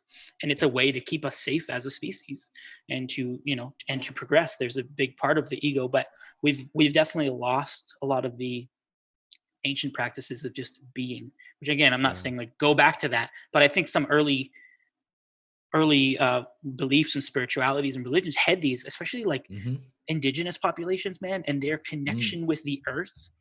And it's like, obviously as white colonizers, we just have like destroyed indigenous populations all over the world, which is so sad. And we think, oh, they're worshiping nature, so they're worshiping the devil. It's like, no, they have a connection to God that we do not experience. They see God in a way that we do not, and we're missing out if we're not learning from them. I've studied Celtic Christianity a little bit. I don't know if you know John Philip Newell. I read one of his books, and it's very much, the Celtic Christianity is very much connected to the earth. It's very much a natural, holistic expression of faith, which I find really fascinating. But just being present, and it's like I'm constantly in it. It's like, oh, my kids are right in front of me and I'm thinking about work, and it's like, no, it's like it's a lifetime of just being, and it's like, I think honestly, again, it's our culture, our capitalistic, like, culture that just values productivity. It's like, how much can you produce? What can you do with your life? Are you going to leave a legacy? And I'm just like, I'm just here to live. I just want to live. And Are you seeing this pandemic shift that? Because to me, I'm seeing a lot of people working less hours, or at least working from home, reevaluating, this work I'm doing, I actually really like being around my kids a lot of the day. Or, I like that because I don't commute for an hour and a half, I'm actually home at 5 when I stop working. And gosh, man, I wish I was home at 5 more often. Maybe I'm going to try and rearrange to quit work at 3 or work from home 2 days a week. Like, people are already, I feel like it's causing, it's a silver lining. I'm not saying the pandemic's a good thing by any shape or measure, but there's a lot of silver linings to get out of this, I think. And one of it is, it is forcing us to slow down and evaluate what we prioritize. I think being forced not to, we can't even be as consumerists, right? I mean, you can maybe order some stuff on Amazon, but it takes a little longer, or maybe some things are not in stock, or maybe it just immediately, I'm like, and then even buying things, I'm like, well, I don't have this much money right now, and so I'm having to buy less. And you realize, I'm actually just as happy. I'm just as happy without buying new things. I'm just as happy no one's right now dreaming about what big house they're going to buy next. Like everyone's just kind of like, well, we'll make do in this house because I'm not leaving it. I can barely leave it to go shopping. Never mind, go shop for a new house. And so suddenly we just kind of shrink right down and realize I'm actually quite happy. Now, obviously, there's a lot of people in really unhealthy places, and it's not at all good for them. So I'm saying it's maybe for many privileged people, it's an opportunity for that silver lining. It is unfortunate that there's privilege in that, but it's like, I agree with what you said. Obviously, I don't want to say that this pandemic is obviously terrible, and I think people will continue to underestimate it. You had it, right? Yeah. You had it, and you were saying how terrible it was. I didn't enjoy it's it. Like, I don't know anybody personally other than you who's had it, but it's like they're still saying that they're learning things about it. Like, people are getting strokes and saying like they don't understand how it works. And so it's like, it's really, really bad. But it's like you said, it's like humanity, I think we don't like to change. And unless something is forced upon us, forces us to say, oh, maybe we should stop and think, and maybe we could structure the world differently. Because there are people, obviously the people in power want things to stay the way they are. And there's lots of people protesting all the time that the way the government is and how it's not for everyone. And yeah, I hope that, I think on an individual level, people are seeing those things. I hope that our governments and those in power can actually see, oh yeah, maybe this isn't work. I'm hoping for like universal incomes to come out of this. Spain is starting a universal income very soon, and they said they're going to keep it forever. Well, they were at 30% unemployed under the age of 28, I think. So before this happens, if you're under 28, a third of you were unemployed. It's just the system in play where older people just weren't retiring. There wasn't enough jobs being created. Like, you go through university, you get leave, and you're like, oh, there are no jobs because my grandpa's still working, and like there's no freaking new jobs. And you can go, well, like there's always work to be done. No, they're not necessarily. And so it was a complex measure, and I think it's really quite exciting to see countries that were in such dire strait. It's terrible to see the things that have forced it, but my hope is that in the long term we look at these things and go, oh, so much good came out of it. You could do it with anything. Gosh, you could look at World War II and say, oh, so much good came out of it. So I'm not saying that it means it's good. No one's saying World War II is good, but you can look at World War II and go, oh wow, it's amazing. We totally radically shifted how we transport, how we get around. Medicine was renovated. There's so much came out of a terrible situation. So I think it's more like that, where it's a terrible external. We're talking about internal change, right? But these external things, these sufferings that come upon us, that cause us to go, oh, I don't like this. What don't I like about it? And what's going on? And why is it this way? Does it have to be this way? But I do wonder, it's the top that I question, because the thing is, anytime a system is under question, the people that are questioning it are the people that don't benefit from it. Right. And the people that it does work for are usually the people that are, if it works for you, generally speaking, you end up at the top, right? If it works for you, the system is to pull your bootstraps, right? Oh, pull my bootstraps. Oh, it worked for me. Cool. Well, we should all pull our bootstraps, right? And they fail to look at anyone that didn't work for, who doesn't end up in the place to make a choice. And that's where you start getting, what does a society look like if it changes, if it can change, if it should change? It's a very complex thing. It is so complex. You can look at it, I think, from in a perspective of how strong and beautiful humanity is, and our willingness and ability to adapt to things. And I think that's just true. Like, you look at all of history, and humans adapt and change and grow, and we evolve. And I think that's going to continue long after me. And I think, man, just like letting go of my ego, and it's like, I am such a speck of dust. I am so not important to the greater fabric of our society and our world, but I can I'm not interested in, like, at least for me, this is just my perspective, leaving a legacy, so to speak. I'm interested in loving my family and loving my neighbor. And if you're in a system that works for you, then I think it's so important that you say, okay, be that person that says, this works for me, but I need to recognize that it doesn't work for everybody else. And I think that's getting out of that ego. Jesus said, love your neighbor as yourself. Don't only think about yourself. Think about how other people are affected by the things that happen in this world. It's just, we need to truly think about other people and not just ourselves. But again, for me, it all comes back to, we're all afraid. We're all traumatized. We're going to be safe and get our piece of life, so that we can be safe and secure. And that's all that we really want. And so for me, I'm like, if we can get universal incomes happening, we get healthcare in places that don't have it, people pulled up out of poverty, so that it's wild. So that they can actually safety right there by default. Because people cannot heal from their trauma because they're working 3 jobs to put food on the table, and they're just trying to survive. And that's in like the Western world, where there's lots of people who are living in extreme poverty, and not in places like that are third world countries where people live on less than $1 a day. It's like, absolutely. But we humans, we have enough resources to go around, like we do, and there's no scarcity. And so, like, I'm all for, like, one world government utopia where, you know, where the Antichrist comes in and takes over and makes 666 everything on great. your hand. Yeah. So it's like, if we can all just work together and love each other and take care of each other. Yeah. But it's just, you know, it's that age old thing of like just tribalism where it's like, we got to look out for our own, protect our own. But it's like, I think we'll get there. That's hardwired in us. I think this is the thing that the evolution that we're talking about is a very psychological evolution and in turn societal evolution. But our physical evolution is still, we are still living in jungles, looking for people that look slightly different from us so we can keep safe and keep them at a distance. And if they get too close, we're going to run a spear through them because they had a slightly different face paint that meant they were from a different tribe, that meant they might hurt me or harm my family or steal some of my food, or, you know, that's physiologically, that's who we still are. So I still see someone with a different color skin, or I see someone that believes a different religion, and I immediately, my brain is going, that doesn't make me feel safe. You're wired for safety, Phil. Be safe. And so the mental process, you know, that front cortex is sitting going, well, Phil, it's not really, that's not how it works. And of course you're safe. And that's fighting a very physiological default that maybe in turn it will slowly die off. It will start to cease to be.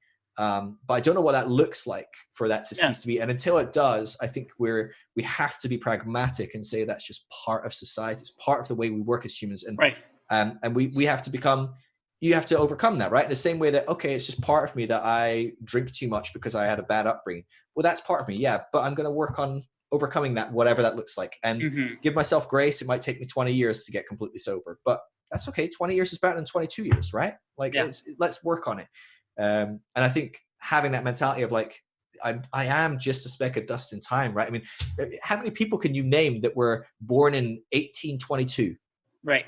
Nobody, right? Maybe you might name a few famous people from that timeline and they might have been born in that year. But like, you know, in the grand scheme of things, nobody in history matters. And yet in the grand scheme of things, because of that, everybody in history matters.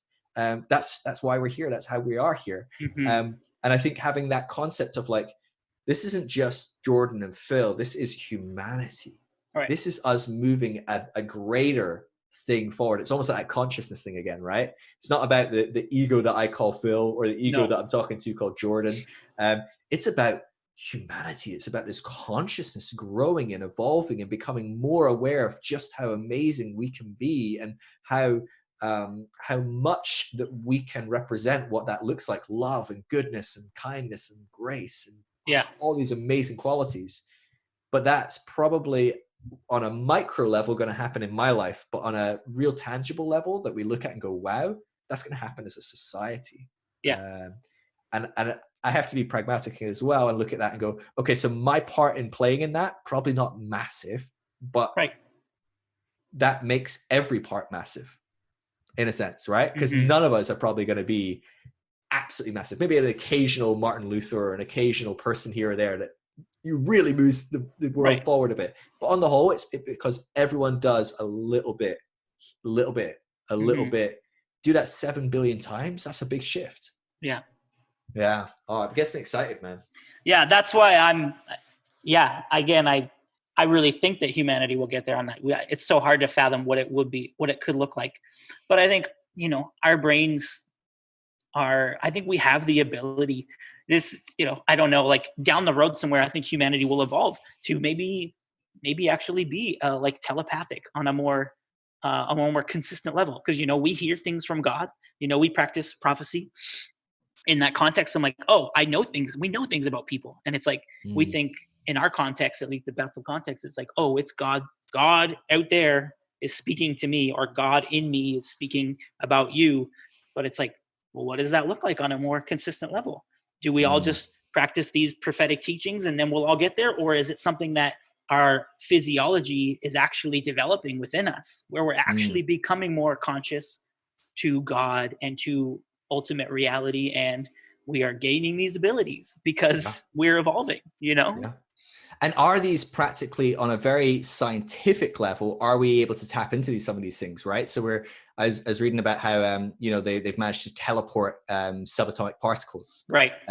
They've been able to recognize you can have particles that are connected, that are hundreds of miles apart, and you can mess with one and it messes with the other. Yeah. And you're like, whoa. And so are we going to, as we keep diving into these things and trying to understand and rationalize these deeper truths of reality? Because to me, the spiritual isn't a separate thing. No. Almost it's all this, everything it is just spiritual. is.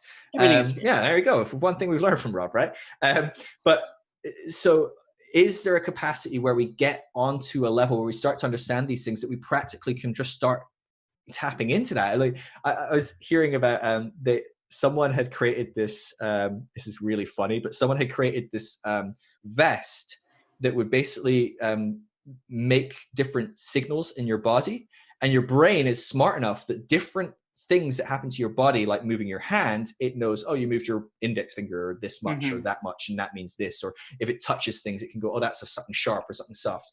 And the same thing of like this vest, basically they could have it like send pulses in different parts of the chest, and the brain would start to associate it with different things. And so you could start to basically teach it, oh, when this pulses this way, it's going to rain. And that was built into like a weather mast, like locally, that says, oh, it's going to rain in a minute. And so you would then start to be able to know it's going to rain in a minute just because you were wearing this vest. Right. Now, what degree do we start tapping into?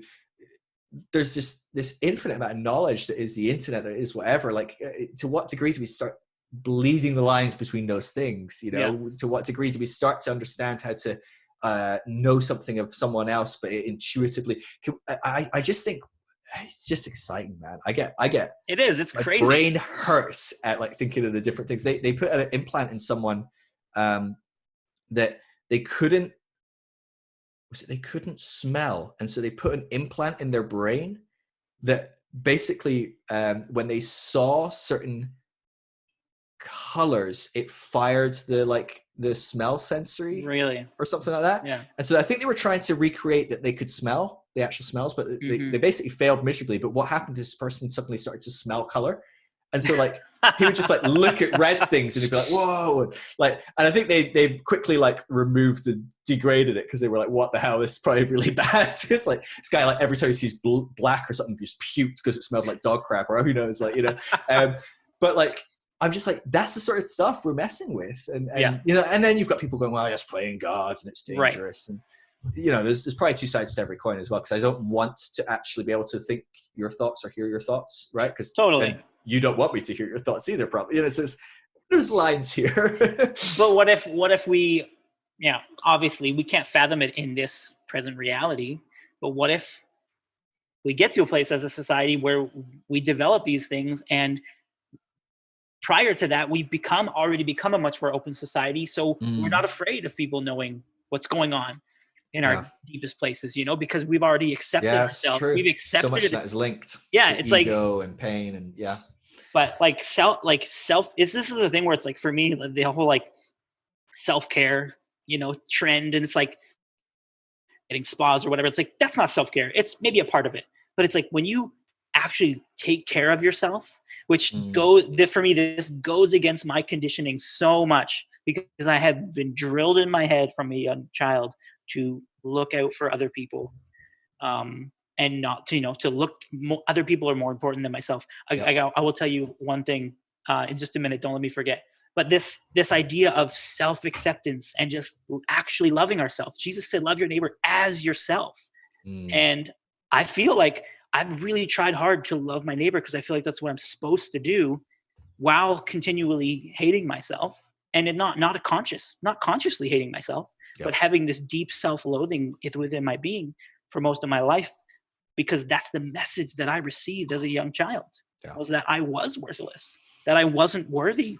And so we all just need to accept ourselves. And when you do, the world opens up, and you realize like all these things that you thought you needed, you don't need, and you can be much less afraid. But like, I want to talk about just my conditioning, because this one message that I received, just because you might laugh, you might think it's crazy. I laugh at it now, but it's tragic. I remember Sunday school, there was this chart on the wall, and it said the word joy. It was like spelled this way. So it's like, I don't know what you call those things, where it's like a word that spells you put other words. Yeah. So it says joy, and then it says Jesus, others, you. And it's like, as a child, this, I mean, Yeah. obviously I know well-meaning people trying to be like, this is the level of importance. You worship God, you love other people, and then you love yourself. But as a child, you receive this message that I'm the least important. Yeah. And that's the message that I received. And it just sucks because like children don't need to know that shit. Children need to know that they are more important than not other people, but they are extremely valuable. And they like, need to be their first priority. You need to, yeah. It's like that thing. It's like this idea of like, I've betrayed myself constantly over and over again and have had terrible boundaries in my life because I thought I got to do everything I can to love other people and help other people and put my own health on the back burner. My own well-being isn't as important. And I would constantly like, I do it still. I've done it recently where I'm just like, oh, I'll do this for you. And I'm like, in my heart, I'm like, I don't want to do that. And it's actually going to not make me feel good, but it's like, oh, I gotta do this thing for whatever because of this conditioning. So no, I hear you. I don't know. That's it's a like really common thing, isn't it? I mean, it's so common. Yeah. And I think the thing is, there's this kind of like, I think we have to introduce nuance constantly because there's a truth to me looking after myself and me bettering myself and me becoming a more healthy person. Part of that is learning to sacrifice my own desires, sacrifice my own ego, die to myself a bit, and actually, lift up someone else and put them on the pedestal. Parenting is one of the best ways of learning this, right? You suddenly learn, oh, actually, I don't care. I don't matter for 18 years. It's exactly not entirely true. right. No, but it's you true. do still have to do self-work and you're only as good a parent as you are healthy, right? Right. So of course there's balance again. So it's all nuance. But I think there is this element. So I think there's probably this thread within Christianity that got something of that was like, we don't want to just be selfish. We don't want to just have these like ego-driven, narcissistic, and that is definitely a possibility within humanity. And I think it's a part of, I don't know if you studied spiral dynamics, but when you're in stage red, which is like it's warrior stage, it's like get what I want. I like, my way or the highway, I'll hit you over the head and take that if I need to. It's very base, primal, aggressive, egomaniac. And that's generally speaking about the age of your kids, right? 2, 3, that's how they view the world. It's very egocentric. It's very, they'll whack their brother to take something if they want it. Like that's how I work. And that's part of growing and learning, because actually you can't become a healthy whole human without kind of going through that to some degree. You have to learn to, I'm a me. And actually, I do have autonomy and I want to have my own way. And so it's a bit of a healthy thing. Like we look at a kid learning to say no is a healthy thing. Right. It's freaking annoying, but it's really healthy because they're starting to realize, oh, you want something and I want something. And I have to now communicate my desires and needs. It's a really healthy process. But it gets really unhealthy really quick, right? And so very quickly the kid's learning, oh, actually, me constantly demanding my own way and screaming and having tantrums and hitting people. Basically, everyone hates me. Right? As you look at it societally, it might be like it might be Joseph Kony in Sudan. Like just I get, I'm power, I use force, whatever it is. I'll enslave kids, I'll mutilate people. I'm going to be powerful and I'm going to be in charge. That works for a season, but it very quickly, dictators don't last long. They're usually overthrown by another dictator, right? They're always watching over their shoulder. And so there's a thing of when we come out of that stage of processing internally as an individual, but also as humanity as a whole, when we start moving out of that, you find societies want to squash that. And it is a sacrifice of self for everyone else. And that's the stage that most of Christianity is in. It's called traditional stage. And it is like, we want safety, certainty, security. And so you're looking at things of like, what does make us as a society safe, certain, security? Well, here's what makes you safe, security. There's a guy at the top and they've got police and they've got popes and they've got kings and they've got presidents, and they'll tell you how it works because they are installed by God or someone powerful. And you just do what they say. And if in doubt, you lay down your desires for the sake of community, for the sake of the society, for everyone else, right? This is why you go to war. You give your life for your nation. You give your life for the greater good. And there's truth to that is healthy. And it's healthy coming out of that season that is teaching you another rounded aspect of what it is to be human. But you need to keep moving, right? And so the next stage is suddenly, it's known as a very egotistical stage. It's very, it's very driven of like, it's me, what can I rationalize, what about my personal development. A lot of self-help and personal development comes into that next stage. And so I think it's we're constantly walking this line of like being an individual person but being in society. And I think that's the line we're trying to learn in this journey of coming out of a society, a grouping in society like church that was just very much like, okay, you matter but you don't really matter.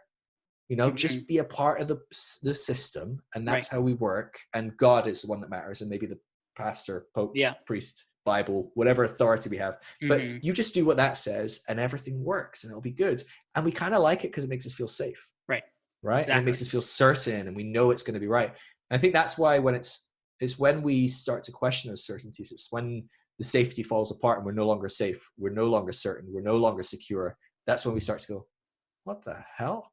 And then we start flicking to like, actually, what? I'm giving up a lot of shit here for not much. Right. But I think it's just part of the process. And I think part of me wonders if this whole thing of church as a coping mechanism, we talk about that. As far as coping mechanisms go, there's much worse ones, right? Absolutely. And I wonder sometimes if we would get where we could get. I look at my time within different groupings of Christianity, whether it's very fundamental, conservative, quite fundamental, charismatic, all these different things. I don't know if I'd have got where I am today without them. Right. And so I can look at it and go, oh, it's so unhealthy, this, and this. But I also go, oh, it's actually really healthy for me at the time. Right. Because it moved me forwards. I think that's a balance as well in play.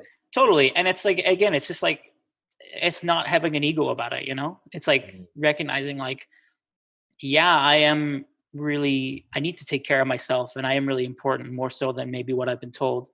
But I'm also not the center of the universe. Like, that's foolish. Have you read Rohr's Falling Upward?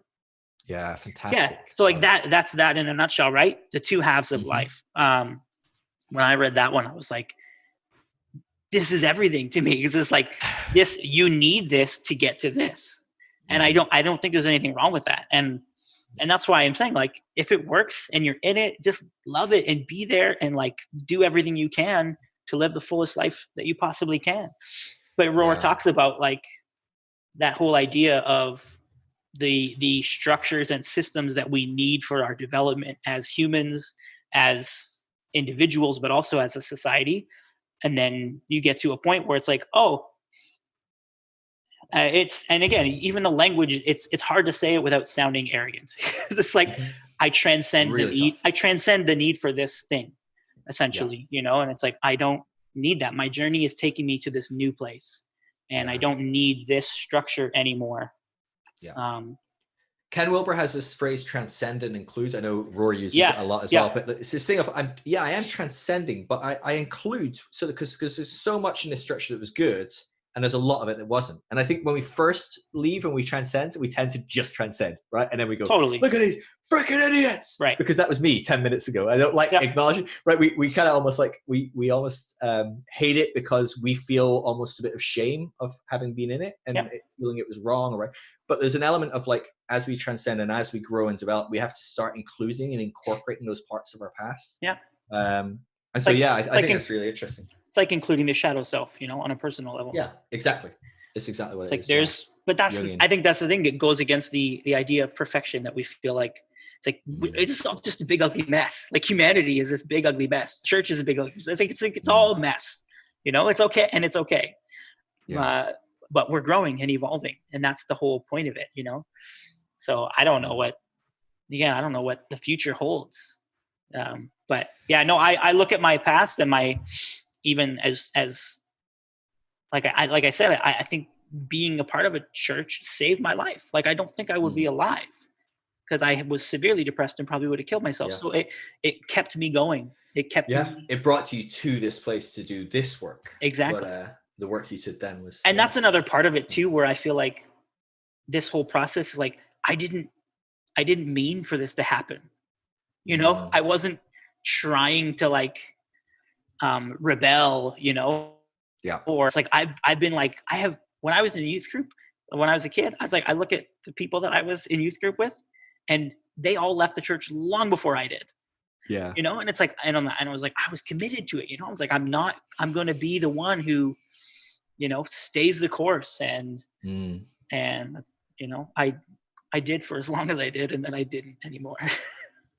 But that's, again, I'm thankful for it. I'm really trying not to be like, it's terrible and nobody should be in church. Like, that's just not reality. That's just not true. But again, I like that transcend and include, because I wouldn't be who I am today without a lot of that stuff. And there was a period of time in my early 20s where it was right before I went to Bethel, as I was starting to, we didn't really get into all this because it was like, but I was starting to like, not question Christianity or whatever, but like I was drinking more and like doing things that, you know, Christians don't do. And it's like, and people thought that, oh, you're rebelling, you know? And it's like, but I was, again, coping with pain in different ways and finding different ways to do it. And it was like, and then my pastors were like, you're being rebellious. And I was like, I just like tucked my tail between my legs, humbled myself.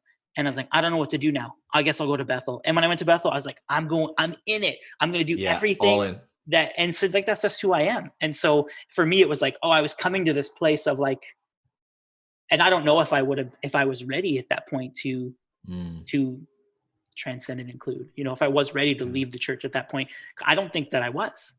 And so that's the thing where it's like, and I look at people in my life now where I'm like, you really need this. I look at you, I'm like, you really need this. And it's not a bad thing. It's not a bad thing at all. That's a really hard part as well, is how people see it and perceive it. So like, you know, like you're saying, you know, I didn't choose this. This is just happening. It is, you know, no one that has, everyone that has been through this process laughs at the idea that you would choose this, because it is freaking awful and terrifying. It has destroyed my life. It has destroyed It has destroyed relationships. And I do not, it sucks. I don't want, like, I want to be doing it, but it doesn't feel good at all. That's the thing. It's like, it doesn't feel good. If I wanted to just be, you know, as happy as I could be, even though I was really depressed a lot of the time still, even all my life, it's like, I could just keep doing the things, you know, and keep putting on a happy face and trying to do my best to be a good Christian. But and so like, that's why I feel like I feel God's hand, you know, to use a very Christian phrase, on my life, you know, guiding me and leading me through these things and speaking to me and pulling at me when I, you know, when I would not stray too far, but like, I don't know, there's moments where I'm like I feel very strongly the Spirit, you know, speaking to me in certain ways about certain things. And then other moments where most of the time it's just like, I'm just kind of going along, but it's like, I do feel like my life, you know, in this, to say my life is not my own.